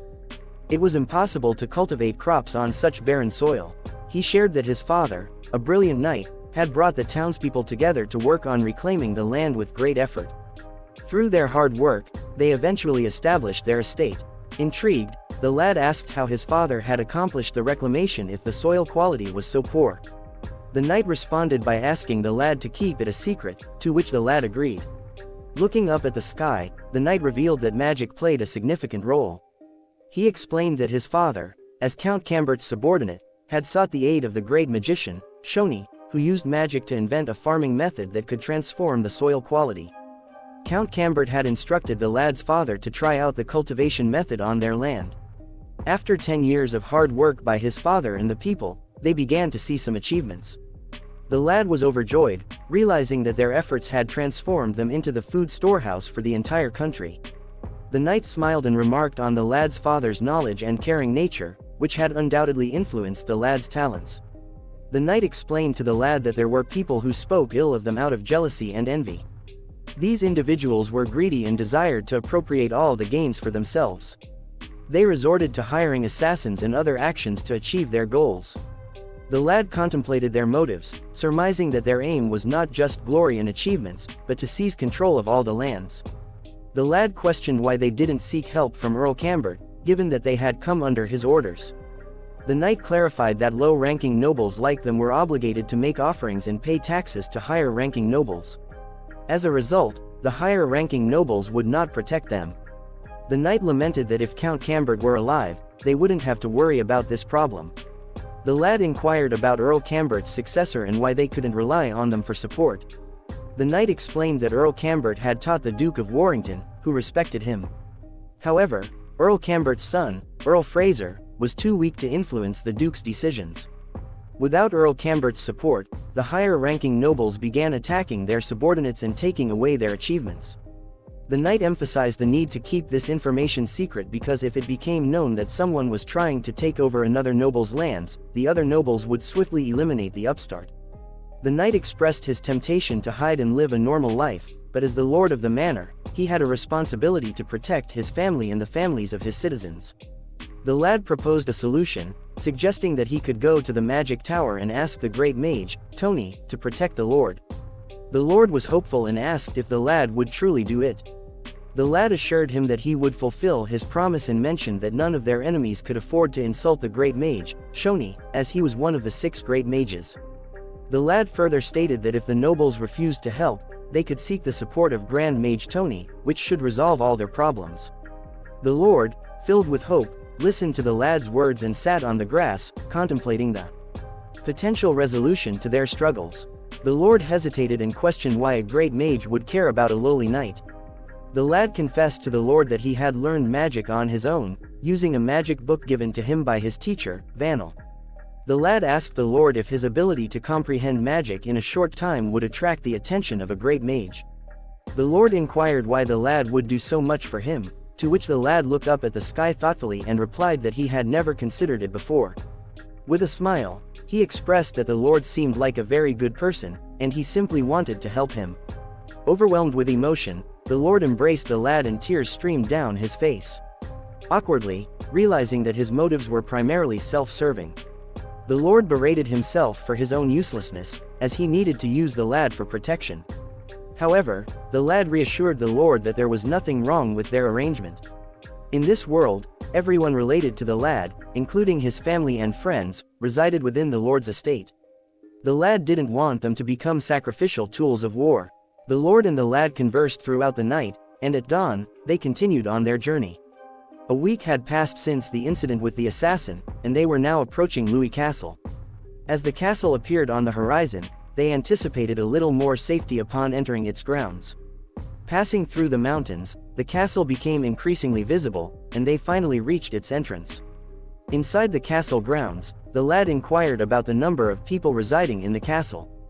The lord recalled that about 2 years ago, there were approximately 100,000 people, but now there must be even more.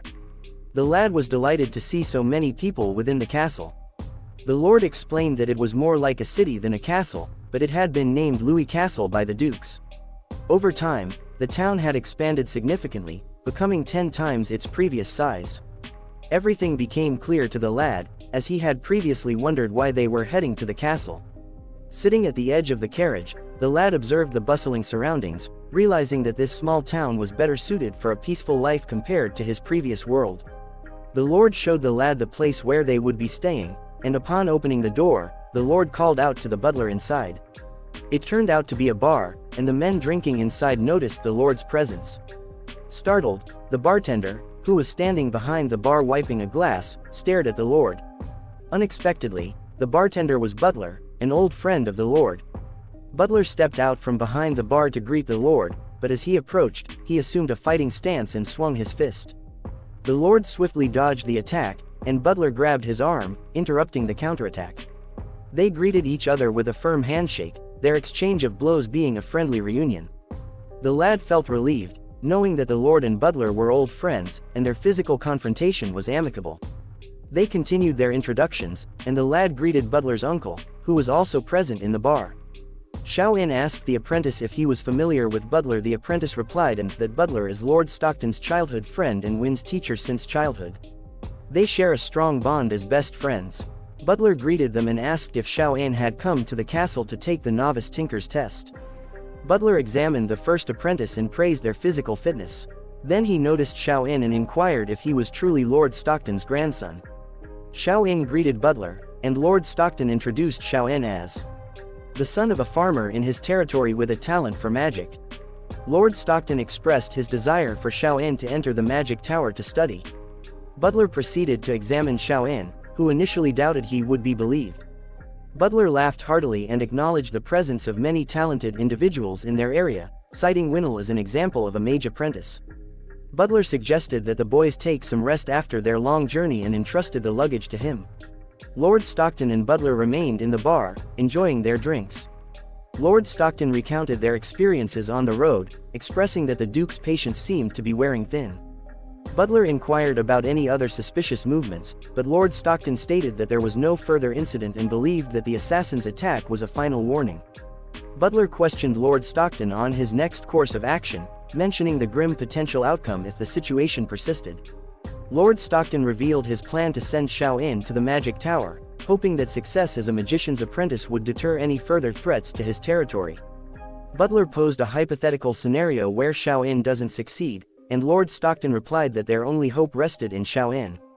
Lord Stockton emphasized the need to protect their territory, as it was their home, and he would not allow anyone to destroy it. The next day, while having breakfast, Xiao-in asked Lord Stockton if they had received a response from the Magical Association yet. Lord Stockton, chewing on a piece of bread, replied that they would likely receive the letter in 3 days, acknowledging the slow delivery. Xiao-in mentioned the possibility of using a tailwind, a type of magic that could expedite item delivery. Lord Stockton asked for an explanation of tailwind, and Xiao-in explained its concept. Lord Stockton turned to the apprentice and mentioned that he should be able to pass the artisan's test quickly, providing an opportunity for the exam in a few days. The apprentice expressed gratitude to Lord Stockton. After breakfast, Lord Stockton and the boys went to the city, strolling through the bustling streets. Xiao-in reflected on how, in his past life, he might not have been able to venture outside for several years. Xiao-in noticed a street vendor and questioned why they still existed in Castle Louis. Lord Stockton responded that street vendors could be found in any city, and sometimes valuable items could be discovered if one was cautious and fortunate. Lord Stockton began sharing stories of his city adventures with Xiao-in, who listened attentively. Xiao-in pondered if Lord Stockton had brought them to the city for nostalgic reasons. While exploring the city, Xiao-in's attention was drawn to an intriguing piece of iron on a street vendor's counter, resembling grimoire plates he had encountered before. The boy gestured for the Lord to stop puppy eyes and asked him to purchase something he needed for his magic. The Lord, in response, happily agreed to buy the item the lad desired. As they approached the street vendor, Xiao-in, putting on an innocent appearance, carefully examined all the items in the shop. The vendor, with a slight smile, asked Xiao-in what he was looking for. Xiao-in pointed to the grimoire plates and inquired about their nature. After a moment of thought, the merchant replied that they were treasures he had found while exploring ruins, and he complained about the effort required to obtain them. The Lord asked the merchant how much he wanted for the iron plates, and the merchant offered to sell all his treasures on the counter for just 1 gold coin. The Lord, realizing the merchant's attempt to deceive the young boy, grabbed him by the collar and negotiated a price of 5 silver coins for the entire collection. The merchant agreed to the Lord's offer, and Xiao-in, with a satisfied smile, carried a bag filled with the acquired items. The apprentice asked Xiaoyan why he wanted to buy all these things since they weren't worth 5 silver pieces, realizing they had been swindled by the merchant. Xiaoyan continued walking with a smile, and the apprentice commented that Xiaoyan made the Lord spend a significant amount of money, to which the Lord responded that it wasn't much and wouldn't make him poorer in any way. The apprentice then asked Xiaoyan to reveal what he truly intended to buy from all those items. Looking around to ensure privacy, Xiaoyan asked the apprentice to come closer and whispered something about magic in his ear. While listening, the apprentice was taken aback by what he heard but managed to contain his emotions. The Lord suggested returning to the hostel, and once there, Xiaoyan showed the apprentice what he really wanted to buy, 2 grimoire plates. Xiaoyan explained that these iron plates held magical properties, and the apprentice examined them, discovering patterns on the plates. Confirmed that there was definitely magical information within them and expressed a desire to research it. The Lord praised them, and the apprentice asked about the actual price of these magical records. The Lord replied that anything related to magic is difficult to buy with money and mentioned that each plate could be sold for at least 100 gold coins if someone were to sell them to the magic tower. The apprentice was astonished by the value he heard. The Lord then instructed the apprentice not to disturb Xiaoyan and sent him off to study for the exam. Xiaoyan looked at the grimoire plates, aware that their true value exceeded 100 gold coins. Holding one of the plates, he could sense a trace of magical power and became curious about the information contained within or whether it was a form of mental training method. The guy attempted to utilize his mental spirit power and infuse it into the plate. After a moment, he abruptly flung the plate away from him, experiencing intense pain in his heart. Overwhelmed by the sensation, he collapsed to the floor, bewildered by the unfamiliar feeling. His head throbbed, and his heart felt like it was about to burst. Realizing the urgency of the situation, the guy made a decision to enter the virtual space. Reaching into his bag, he retrieved the virtual glasses, knowing that Alice awaited him there, ready to assist. In the virtual space, Alice guided the guy to a bunk after analyzing his condition. She discovered that his body temperature had risen, his breathing was rapid, and his heart was under immense strain. The guy's self-healing abilities kicked in, but Alice explained to him that before utilizing his mental spirit power, he should have allowed her to scan the magic plates. In his half-dead state, the guy recounted to Alice how when he used his mental spirit power to touch the magic plate, it felt as though he was being drawn inside it, and all his mental power was drained into the plate. Alice remarked that the guy had overestimated himself, and the effects he experienced were due to a lack of mental fortitude. Any mistake in this process could have resulted in his demise. Contemplating Alice's words, she simplified the concept of mental fortitude for the guy, explaining that it represented the magical power of their world, akin to his soul. If all of his mental spirit power were drained, it would be akin to having his soul sucked out, rendering him a mindless being. Reflecting on the gravity of the situation, the guy pushed the plate away and expressed gratitude to Alice for her swift reaction, which averted a catastrophe. Curious about how he could study the 2 iron plates, the guy inquired further. Alice scanned the plates and informed him that they appeared to contain high-level information. Given his current level of mental fortitude, he wouldn't be able to comprehend the content. Additionally, it would take him approximately another year to master them if he continued to progress. Upon learning the time required, the guy expressed his frustration. Alice reassured him, stating that time would pass quickly. Xiaoyan recalled a previous encounter when an assassin attacked him, and Alice mentioned sensing killing intent. The guy asked if her information storage data was destroyed, to which Alice replied that the basic information was lost, but the special information remained intact. Intrigued, the guy sought to understand the nature of the special information, but Alice dismissed his inquiry, stating that he wouldn't comprehend it anyway. Growing even more curious, the guy persisted, prompting Alice to question why he suddenly desired to learn how to sense killing intent. The guy lowered his gaze and confessed that since encountering the assassin, he felt defenseless. Despite being within the virtual space, where he couldn't die, he had forgotten that in the real world, he was an ordinary person. If Alice hadn't informed him about the assassin previously, Xiaoyan would have perished without ever discovering the imminent danger. Recognizing that he couldn't rely on Alice to warn him every time he faced a threat, Xiaoyan expressed the need to develop his ability to sense killing intent for his own safety. Though reluctant, Alice eventually agreed to the guy's suggestion. Filled with unwavering confidence, projected a door, urging him to enter and experience what lay beyond. Additionally, Alice provided him with a lamp as a token. Approaching the door, the guy inquired about its contents, prompting Alice to encourage him to find out for himself. As he opened the door and entered the room, he found himself in an unfamiliar environment. Startled by some sounds, he screamed, disoriented and unaware of his surroundings. Suddenly, his body became paralyzed, and he felt a chilling sensation down his spine. Behind him stood a massive man wielding an axe, who struck at him.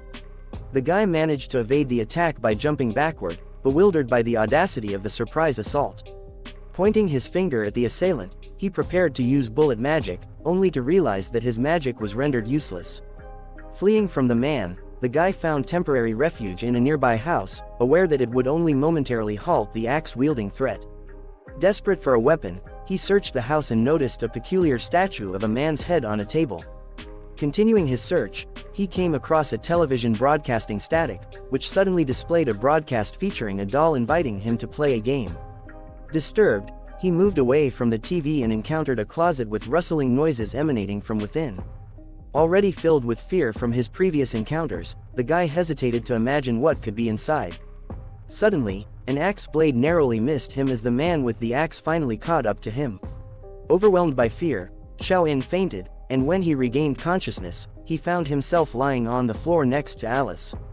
Confused about what had transpired, he questioned Alice, who explained that she had transported him to the training room to enhance his ability to sense killing intent. Anxiously, Alice inquired about the progress of his training, whether his capacity to detect killing intent had improved. Placing his hand on his head, the guy admitted that he didn't know. He queried Alice about the necessity of such terrifying experiences to train his sense of killing intent. Alice responded that it was crucial for him to encounter fear and danger in order to develop the ability to sense another person's killing intent and latent hostility. This required exposure to a frightening and hazardous environment, thus explaining why she had placed him in that room. Concerned about potential harm, the guy asked if this method was truly safe. Alice assured him that her database contained over 100 billion reports with consistent results, indicating that individuals who underwent similar experiences felt a heightened awareness and were able to recognize approaching danger. She further explained that in her database, there were no reports of fatalities among federal military personnel who were required to undergo similar training before joining the military. Curious about other federal levels and their quantity, the guy inquired further. Alice clarified that federal servicemen originated from the Milky Way galaxy, but the general data had been destroyed, leaving her with no additional information. The guy, eager for interesting information, became frustrated when he couldn't find it. He quickly got back on his feet and expressed his intention to continue practicing. Alice, concerned, asked where he was rushing off to and suggested that he rest for a while. However, the guy confidently opened the door to the training room, stating that he was perfectly fine and needed to seize the opportunity to learn how to sense killing intent. He believed that the sooner he acquired this skill, the safer he would be. Observing the guy's determination, Alice was unsure of what to say. The guy entered the room, and Alice recalled that while there were no reported deaths after training, over 50 individuals had gone insane. She assumed that since the guy didn't inquire about it, he probably didn't want to know. 5 days passed, and Lord Stockton received a return letter from the Duke, bringing him great joy. In anticipation, Lord Stockton eagerly opened the letter. He then went to Xiaoyin's house and knocked on the door, shouting that the magic tower had finally responded. Without waiting for a response, Lord Stockton decided to enter the room. As he crossed the threshold, he saw Xiaoyin sleeping. Approaching him, Lord Stockton attempted to wake him up, causing Xiaoyin to instantly jump off the bed, pointing a loaded bullet at Lord Stockton. The Lord was frightened and pleaded not to be killed. Xiaoyin apologized, explaining that he had mistaken Lord Stockton for someone else.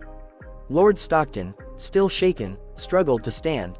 Xiaoyin never expected that his ability to sense killing intent would be so acute that he could detect someone approaching even while he was asleep. After calming down, Lord Stockton presented a letter stating that the magic tower had responded. He informed Xiaoyin that there was a mage willing to test his magical talent, which made Xiaoyin very happy. Xiaoyin asked Lord Stockton when they would leave, and Lord Stockton replied that they would depart immediately. While riding the horse, Xiaoyin asked Lord Stockton why the magic tower was located outside the city.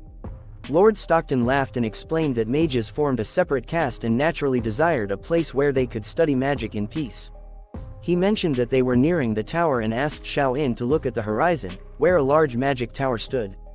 Xiao In was surprised by its size, realizing why it was built outside the city. The young man was taken aback by the immense size of the magical tower. It was incredibly large. This explained why the tower had been constructed outside the city. The Lord informed him that the distance between the city and the tower was not a significant concern for the mages. In the event of an enemy attack, they could easily teleport objects and prevent any magical experiments from affecting the city. As they reached the tower, they were greeted by a man who informed them that they had arrived just in time. The man looked at the young man and asked if he was Xiao In. Xiao In greeted the man and confirmed his identity. Xiao In noticed a faint energy wave emanating from the man, indicating his magical abilities. The Lord bowed to the mage, stating that he would leave them. The mage did not object, and the Lord mounted his horse and wished Xiao In success in his examination before departing. The mage then asked Xiao In if he was ready to proceed to the magic tower. Xiao In felt somewhat embarrassed but agreed to follow the mage. The mage mentioned that Xiao In's teacher was already waiting for them inside the tower. Xiao In was surprised to discover that the interior of the tower was even larger than its exterior. As they climbed the stairs, Xiao In noticed that the mage remained silent, so he decided not to engage in conversation. On the second floor, Xiao In observed numerous small rooms emitting magical waves, some of which were stronger than the accompanying mage. They continued upward and stopped on the fifth floor, where the mage knocked on a door. Xiao In was excited to meet a genuine mage as the door opened, revealing a man gazing out the window. The mage who had accompanied Xiao In introduced this man as the examiner for his upcoming test. Xiao In realized that the man was the renowned magician Mo Lun and sensed his incredible magical power. Despite feeling immense pressure, Xiao In maintained his composure and met Mo Lun's gaze. After examining Xiao In, Mo Lun regretfully informed him that although he possessed magical talent, it was the lowest rank among all the mage disciples. Even with diligent practice, he would not be able to become an official mage. Mo Lun suggested that Xiao In could stay in the outer forest of the magic tower, perform tasks, learn some spiritual power training methods, and gradually develop his abilities. When he reached adulthood, he would have the opportunity to comprehend novice magic, which would be sufficient for making a living. Xiao In's spirits sank, and he stared sadly at the floor, unable to believe what he had just heard. He couldn't understand why the mage would say such discouraging things during their first meeting. Sitting down at the table, Mo Lun inquired about the person who had written the letter recommending Xiao In's talent. Xiao In replied that it was Knight Stockton who had written the letter. This piqued Mo Lun's interest, as he remarked that the knight was known for his honesty. He wondered how the knight could have deceived him with such a letter. Xiao In then questioned the magician about how Knight Stockton had lied to him. Mo Lun responded that the knight had already written to him about Xiao In's possession of magic. However, the Grand Magician became angry and warned him not to be deceived, emphasizing that his mental fortitude was too weak to comprehend magic with such a small talent. Xiao In then demonstrated his talent by conjuring a wisp of wind into a bullet on his fingertip. Upon witnessing this, Mo Lun recognized that Xiao In indeed knew how to use magic. Xiao In clarified that he was only fluent in that particular spell. Mo Lun questioned if he knew any other spells, to which Xiao In responded that he knew a few others but hadn't mastered them yet. Instead of practicing those spells, he spent most of his time sensing killing intent. Intrigued, Mo Lun approached Xiao In to examine his spell more closely and realized that it was a wind magic spell. Satisfied, Xiao In felt that he had caught the attention of the Grand Magician and confirmed that he had learned a wind magic spell called bullet magic. Mo Lun gestured for Xiao In to use the spell on him, spicing up their interaction with the incident that had occurred on Xiao In's way to Louis Castle. Xiao In warned Mo Lun that the power of the shot could be lethal, but Mo Lun suggested that he test the spell on a table instead. After bowing to Mo Lun, Xiao In expressed his readiness to begin. Mo Lun added a magical reinforcement to the table, cautioning Xiao In about its solid wood construction. Before Mo Lun could finish speaking, Xiao In fired a powerful shot from his finger, creating a small hole in the table. Mo Lun was stunned by the display and looked at Xiao In disbelief. After regaining his composure, Mo Lun remarked that the destructive power of the bullet magic Xiao In demonstrated shouldn't have been so strong. Xiao In couldn't disclose that the magic had been altered by artificial intelligence. Mo Lun inquired where Xiao In had learned the spell, and Xiao In presented a grimoire, explaining that his teacher was an artisan who told him it was a magic book. Mo Lun asked if Xiao En had learned what was written in the book himself, to which Xiao En claimed that he had self-taught himself. Mo Lun gave him a menacing look and accused him of lying. Xiao En defended himself, but Mo Lun sensed from the record book that it wasn't his bullet magic. Xiao En admitted that there was a slightly different spell in the book, but he had modified it to become bullet magic. Perplexed, Mo Lun asked how he had accomplished that, and Xiao En admitted that he didn't fully understand it himself. Xiao En then tried to explain how he had done it, but Mo Lun couldn't comprehend his explanation. The Grand Magician questioned why Xiao En had used the record book as a material to repair the magic weapon, to which Xiao En replied that he had thoroughly studied the records and used them for the repair. Mo Lun was shocked by the boy's reasonable explanation and couldn't counter it. The man asked the mage about his actions. The mage replied that everything was fine and expressed surprise at the young boy's courage. He asked the boy if he could use the spells again, to which the boy replied that he couldn't. The mage smiled, pleased with the boy's response. He mentioned that the boy's spiritual power was small and couldn't comprehend magic training. He questioned how the boy had learned magic despite his low spiritual power, as the boy's magic release skills were perfected as if he had practiced thousands of times. The boy became nervous and didn't know how to respond to the mage. The mage explained that when someone wants to use magic, they must visualize it in their mind and use their spiritual power to create a magical image and direct the energy flow. The mage stated that to master magic, one's mental spiritual power must exceed the power required to release magic by 10 or even 100 times. The mage acknowledged that the boy's bullet magic seemed to have formed instantly, which indicated a high level of skill that would typically take several years to achieve. The boy looked away, unsure of what to say. Mo Lun, realizing the interrogation was over, allowed the boy to stay in the magic tower, recognizing his talent. The mage then asked if the boy would be willing to be his apprentice. The boy eagerly agreed, expressing his strong desire to become the mage's apprentice. The mage accepted him as his official disciple and expressed hope that the boy would surprise him in the future. The boy promised not to disappoint the mage. The mage called the man who brought the boy, named Danny, and asked him to escort the boy to the 7th floor as his disciple. Danny asked the boy to follow him, and as they walked, the boy noticed Danny's increased politeness now that he was accepted as the mage's apprentice. They reached a room, and Danny asked if the boy was okay with staying there. The boy replied that he was fine with it. Danny informed the boy that he would be staying in that room from that day onwards and could ring the bell if he needed anything. The boy thanked Danny, who mentioned that he could be called Mr. Danny and explained that he was a simple assistant allowed to stay and study in the tower by Mr. Mo Lun. The boy was surprised, thinking that everyone in the tower was a mage. Mr. Danny revealed that the tower had 3 categories of members: mages, mage apprentices, and mage assistants. He mentioned that before the boy arrived, there were only 5 magician disciples in the Moon Magic Tower. They all possess exceptional magical talent, which led Mo Lun to recognize them and take them as disciples. Given time, they have the opportunity to become respected and admired official magicians. People like Danny, on the other hand, were chosen by magician Mo Lun as assistants. Although the assistants also have magical talent, their abilities are generally lower, which is why they became helpers who are often overlooked by the official mages. Assistants have 2 options: either give up studying magic and pursue another profession, or stay and retain a glimmer of hope, hoping to master magic and become official mages. However, very few assistants fulfill their wishes. Danny explained that the assistants live in the forest surrounding the magic tower. He added that there are few first-level magic spells and basic techniques for cultivating mental spirit power available in the forest. This shed light on why Mo Lun initially suggested that Xiao En live in the forest. Most mage assistants cannot bear to fail when they move to the 7th level of assistantship. After comprehending a first-level magic spell or perhaps 1 or 2 second-level magic spells, they tend to leave the forest. However, someone who has mastered a second-level spell is considered a mage in the eyes of the people.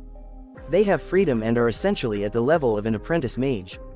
They can try their luck in various pursuits, such as joining the army, becoming mercenaries, or embarking on adventures. They will be highly regarded and respected. After finishing the story, Danny congratulated Xiao En on becoming the 6th mage apprentice in the Magic Tower.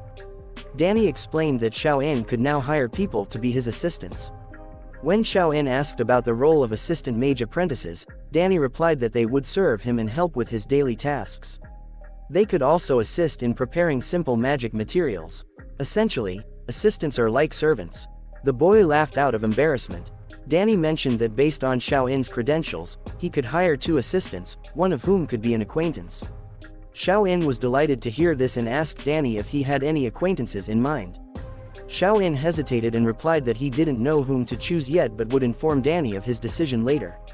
For now, Danny could leave him alone in the room. The boy exhaled, relieved that he had finally entered the magic tower and become a magician's apprentice. He also realized that the world of mages was not without its injustices. Mo Lun arranged the books on the shelves and then performed some obscure magic. Afterward, the great magician set off somewhere, walking along the magic tower until he stopped and shouted loudly. Someone responded to Mo Lun's call, but the grand magician had no intention of waiting and created a magic circle beneath him, jumping up high. Upon landing on one of the floors, he was greeted by Duel, a 3-star magician who had managed to get there in time. Duel, speaking without sarcasm, asked Moon to join him at the table. Duel mentioned that his servant had just brought him tea and milk, which made the grand magician envious because his own servant always brought him excellent things. Duel then asked Moon what he was worried about. Moon choked on his tea in surprise and asked Duel how he knew he was worried. Duel laughed and said he could tell by the expression on Moon's face. Moon explained that he had accepted a disciple that day with extremely poor magical talent, the worst he had ever seen. Duel was surprised and asked Moon why he had taken on someone with such poor talent as a disciple. He wondered if there was a familial connection between them, but then he remembered that Moon was an orphan. Moon's eyes welled up with tears at Duel's words. The grand magician explained that he had taken the disciple in because, despite his poor talent, the young man had demonstrated a modified magic spell that had a much greater force than the original. This piqued Duel's interest, and he asked Moon what kind of spell it was exactly. Moon replied that the young man called it bullet magic, and it had an explosive effect upon hitting its target. Duel couldn't believe it and asked where the young man had learned this spell. Moon replied that he had learned it from a magic book and was self-taught. Duel then inquired about the whereabouts of this magic book. Moon sadly explained that the young man had been a craftsman before and used the magic book to repair magical weapons. Moon added that the young man's magical power was only sufficient for casting the spell once, but he could use it instantly. Moon remarked that if he hadn't seen it with his own eyes, he wouldn't have believed that a 10-year-old child with poor magical talent could comprehend magic at such a level. Duel began to understand why Moon had sought him out and asked if it was really wise to let the young man use this kind of magic. A silence fell upon the table as the 2 magicians locked eyes. Moon stated that, given the young man's talent, he believed it was the most suitable path for him. Duel warned Moon to consider carefully, as learning this type of magic wouldn't be beneficial if the young man couldn't become a real magician. Moon offered to discuss it with the young man. Meanwhile, Xiao In lay on his bed contemplating whether he should inform Knight Doden that he had become a magician's apprentice. He wondered if Knight Doden already knew. Suddenly, he heard a voice instructing him to go up to the 9th floor. Intrigued, Xiao In climbed to the 9th floor, where the voice had come from. When he arrived, he knocked on the door and was invited inside. Moon introduced a man standing beside him as his old friend, Duel, a 3-star magician. Xiao In respectfully bowed his head before the 3-star magician, and Duel greeted him, surprised by how young he was. Duel informed Xiao In about what he had heard from Moon regarding the young man already mastering a magic spell. Xiao In confirmed Moon's words. Duel then asked Xiao In to demonstrate the spell for him, and Xiao In sought permission from his teacher, who granted it. Xiao In began to gather air around his finger, compressing it into a bullet. He fired a shot, demonstrating the spell to Dai, who was impressed. Dai asked if Xiao In knew any other magic spells, and Xiao In replied that he also knew an acid spell but hadn't used it before, so he couldn't demonstrate it at the moment. Dai commented on Xiao In's talent, noting that despite his limited magic power, there were very few people who could reach his level with that kind of power. The Grand Magician corrected Dai, stating that Xiao In was truly unique. The Grand Magician advised Xiao In not to mistake his potential and expressed appreciation for recognizing his talent. Mulan, Xiao In's teacher, explained that since becoming his disciple, they had become a family. Xiao In's talent for self-learning was commendable. Mulan warned Xiao-in to be prepared for the challenges he would face when using magic spells in the future. Xiao-in confidently stated that difficulties didn't scare him. The Grand Magician laughed and explained that there were many types of magic spells. He asked Xiao-in which type he planned to focus on. Xiao-in admitted that he wasn't very good at magic and requested Mulan's help. The Grand Magician marveled at Xiao-in's talent, recognizing his excellent perception and affinity for magic. He explained that Xiao-in's unique talent allowed him to comprehend magic easily, even with less magical power. Under the guidance of Mulan and the Grand Magician, Xiao-in began to understand certain aspects of magic. For example, the power of magic spells increases or decreases based on the amount of magical power used. Magic spells are divided into 10 levels, and even spells at the same level can differ in terms of magical power release. The Grand Magician advised Xiao-in to choose magic spells that consume less magical power, as it would be better for his future development. While reading a book, Xiao-in remembered Alice and realized that he didn't have any special abilities to learn if it weren't for her in the virtual space. He credited them for providing him with the opportunity to practice millions of times. Xiao-in asked the Grand Magician what type of magic he should study. After discussing it with Dai, the Grand Magician suggested summoning an element as a suitable option. He explained that among all types of magic, element summoning had powerful strength and the lowest consumption of magical energy. However, he noted that it was also widely recognized as the most difficult magic in the world, with its own set of conditions. Mulan explained that in order to learn the element summoning magic, a mage needed to have a high learning ability. The boy asked the Great Magician if he had also learned element summoning. Moon replied that he knew very little about element summoning magic. Da complimented the Great Magician's words, mentioning that Mulan had been studying element summoning magic for many years. Even after becoming a one-star magician, Mulan didn't dare claim to successfully use the element summoning spell. These words embarrassed the Great Mage. The boy felt a little scared about learning such a complicated spell. The Great Magician laughed and questioned where all his motivation had gone, asking if he really wanted to give up without even trying. Xiao-in replied that he was ready to start learning element summoning right away. Da added that the boy's talent was very unique, and he should learn this magic. The boy thanked Da for the support and promised not to disappoint them. Mulan brought a stack of magic books containing basic information and the fundamentals of element summoning magic. He handed the books to the boy, who struggled to hold the large stack but expressed gratitude to the Great Magician. Mulan assured the boy that element summoning magic was the most interesting spell because it involved many transformations. He promised that the boy would enjoy it. After explaining everything in detail, the Great Magician allowed the boy to go and study, offering assistance if he encountered any problems. Da advised the boy not to rely too much on them, as they didn't know much about this type of magic spell either. Da suggested that the boy should use his specialty, which confused the boy. The two mages laughed and explained that his specialty was self-learning. From that moment, Xiao-in embarked on his journey to become a mage, continuously practicing his morning exercises. With the help of Alice, he completed a complete set of beginner's exercises, allowing him to stop time for longer periods and have more time and energy to practice his mental power in the element summoning spell. A year had passed since the boy began his training in the magic tower. Sitting in his room, sipping tea, Xiao-in reflected on how he unexpectedly entered the magic tower and became a magician's apprentice. He was called by the Great Magician and, after finishing his tea, went to Mulan's room and knocked on the door. Upon entering, the Grand Magician asked to test his mental spirit power, running his hand over the boy's head. The Great Mage determined that his mental spirit power had improved, although it was still relatively weak. It had almost doubled since he first came to the Great Mage. The boy expressed gratitude to his teacher, but Mulan dismissed it, attributing the improvement to the boy's talent and hard training. After assessing the boy's mental fortitude strength, the Grand Mage inquired about the element summoning spell. The boy responded that he was still in the process of learning the spell. The Great Magician once again became convinced that element summoning magic was too complicated and confusing, as stated in the magic book. According to the book, element summoning magic originated in the ancient era when an alchemist, who had a deep understanding of magic, researched mechanics and other techniques. During his investigation of the structure of living beings, he couldn't find the material he desired. So, he decided to use a magical element as the material instead. Using powerful mental spirit power, he compressed the magic element and obtained the material. However, due to the peculiarity of the magic element, it had to be compressed all at once, or it would explode. But the most challenging aspect of element summoning magic was not the mental magic power, but rather the structure of the object itself.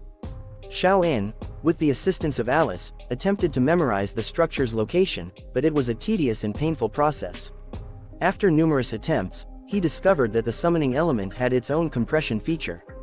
Even when two low-rank magics were mixed and compressed, they became as potent as a high-rank magic.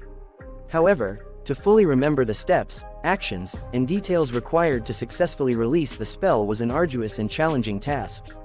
It could be said that most ordinary individuals would not choose to study this magic due to its complexities. Fortunately, Xiao In was not an ordinary individual, and with Alice's help, he could simplify things and take his time in the virtual space to learn any kind of magic. This unique feature allowed him to wield magic without relying on mental spirit power, making it seem effortless and without difficulties. Under Alice's guidance, he had already practiced the magic countless times.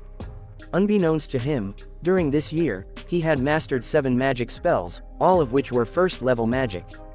However, his overall mental spirit and skill level were still too low for that level of mastery. If his teacher were to find out, it would shock the entire magic world. Among the 7 magics he had comprehended, the most powerful one was the altered element summoning spell. After numerous attempts, he managed to create an elemental summoning spell. Xiao In was practicing in his room when Danny knocked on his door and asked him to come in. Upon entering, Danny apologized for the interruption. Xiao In reassured him that it was fine and asked what was wrong. Danny took out an envelope from his pocket and informed Xiao In that he had received a letter. The boy took the envelope in his hands and was delighted because it was from Knight Stockton. Opening the envelope, he wondered what could have happened since it had been a whole year. Xiao In had previously instructed Danny to bring any letters from Knight Stockton as soon as they arrived. After reading the contents of the letter, Xiao In informed Danny that he might have to leave the tower for a while. He asked Danny what he needed to do in order to leave. Danny replied that the boy simply needed to inform Mage Mulan. Danny handed Xiao In a plate and asked him to wear it. Xiao In inquired about the purpose of the plate, and Danny explained that it was a magical identification plate, similar to a token of the magic tower. The boy placed the plate on his chest as he left the magic tower, contemplating the fact that he hadn't stepped foot outside the tower in an entire year. The boy dashed towards Lewis Castle, racing down the road at an incredible speed. 3 travelers noticed him and were astounded by his velocity. Upon closer inspection, they realized he was a mage. Xia In observed something peculiar and halted his own movement. The boy spotted the castle gate and approached it. The people in line willingly made way for him. As he reached the checkpoint, all eyes were fixed on him, causing him to feel self-conscious. The guards at the checkpoint greeted him, making him uncomfortable as he was not accustomed to such treatment from mages. However, his joyous smile faded from his face when he remembered that he had forgotten to bring money to pay the city tax. To his surprise, the guards informed him that as a mage, he was exempt from paying the tax. Grateful, the boy thanked the guards. After entering the castle grounds, the boy made his way to Uncle Butler's place, a bar within the castle. Inside, he spotted Butler behind the bar, who was pleased to see his arrival. The boy informed Butler that he had come to the castle at the request of Knight Stockton. Butler revealed that the knight had been present at the castle for an entire week. Together, Butler and the boy headed towards the knight's room. Upon reaching the room, Butler called out to the knight, who was in the midst of finishing a bottle of wine. The boy entered the room and greeted the knight, who couldn't believe that he had come to see him. Overwhelmed with joy, Stockton embraced the boy tightly, expressing how much he had missed him. The boy explained that he had come as soon as he read the letter, and upon seeing the knight's tears, he inquired about the reason for his distress. The knight asked the boy if he remembered the assassin from their previous encounter. The boy confirmed that he indeed remembered, as it was his first assassination attempt. The knight divulged that he had provoked a nobleman named Count Robin Lin, and a year ago, they had resolved the matter, assuming the earl had given up on acquiring the magic spell. However, the count had recently started causing trouble again. The boy asked about the nature of the count's problems. The knight revealed that Count Robin Lin had hired someone to threaten him into relinquishing the magic spell. The boy asked about the identity and strength of the hired magician's assistant. The knight sighed heavily, and the boy began to suspect who they were discussing. Hopelessly, Stockton explained that the Count had hired an assistant who had served as a 2-star magician's aide named Kraden for 20 years. Although the assistant's talent was average, and he had no hope of advancement, Kraden had completed his training as an assistant mage.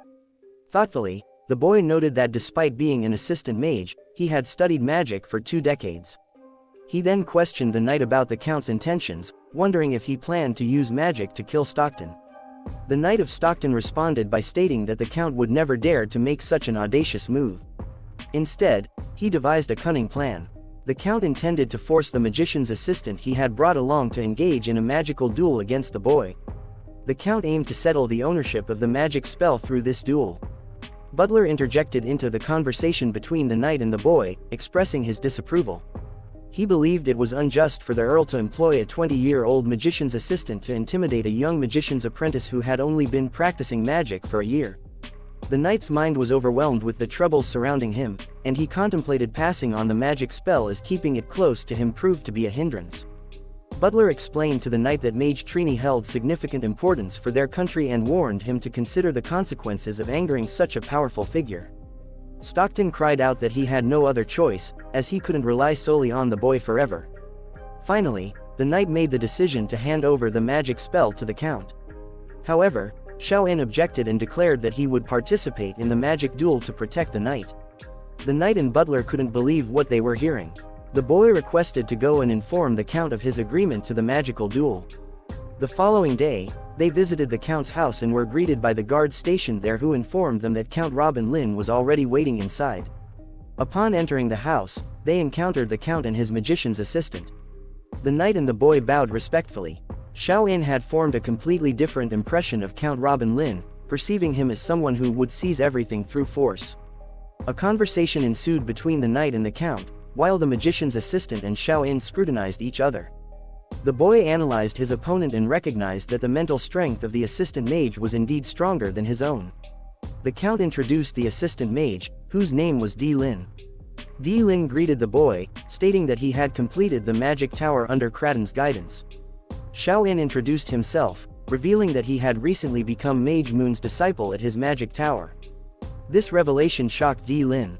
When questioned by the Count about the matter, Di Lin responded that Xiao-In held a higher status than him. The boy dismissed the significance of their respective statuses. Subsequently, the 4 of them proceeded to the training arena.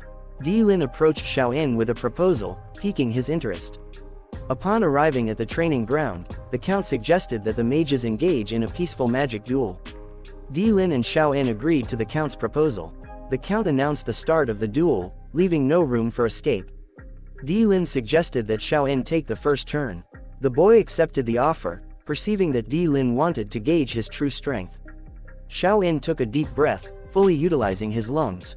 Despite possessing 7 spells of the same level, his current magic power only allowed him to use 3. He decided to employ his best spell, bullet magic. With a precise shot, he shattered the dummy into splinters. Knight Stockton filled with hope upon witnessing the boy's proficient use of bullet magic. Observing the boy's spell, Di Lin hesitated and questioned whether Xiao-In had truly only studied magic for a year. The guy responded by affirming that it had indeed been exactly 1 year, and no more. Xiao-In suggested that Di Lin demonstrate his skills. Di Lin pointed his finger towards the dummy and infused magic into the wind sword. A powerful wave of wind surged towards the mannequin. The Count and the knight felt disheartened by what they witnessed. The guy pondered for a moment, considering the strength of the wind sword magic, which seemed more potent than bullet magic. However, he noted that bullet magic was an instantaneous attack, while wind sword magic took a few seconds to unleash. In a magic duel, Xiao-In would undoubtedly emerge as the victor. Curious about Di Lin's perspective, the guy wondered what he thought of the situation. Di Lin responded that this round ended in a draw. He asked Xiao-In if he agreed with this assessment. The guy didn't doubt that Di Lin would deny the reality, but he decided to accept the draw. The 2 magicians decided to have another round, and this time, Di Lin volunteered to go first. He extended his hands towards the dummy, allowing magic power to accumulate. After a couple of seconds, the dummy was engulfed in flames. Once again, the knight and the Count were taken aback by Di Lin's abilities. Di Lin eagerly awaited Xiao-In's response to his flame magic. Xiao-In praised Di Lin's abilities, acknowledging his strength. He then pointed his hand towards the dummy, displaying firmness and confidence in his eyes. Thank you so much for watching. If you enjoyed this video, don't forget to give it a thumbs up and hit the subscribe button for more content. Feel free to leave a comment down below sharing your thoughts or suggestions.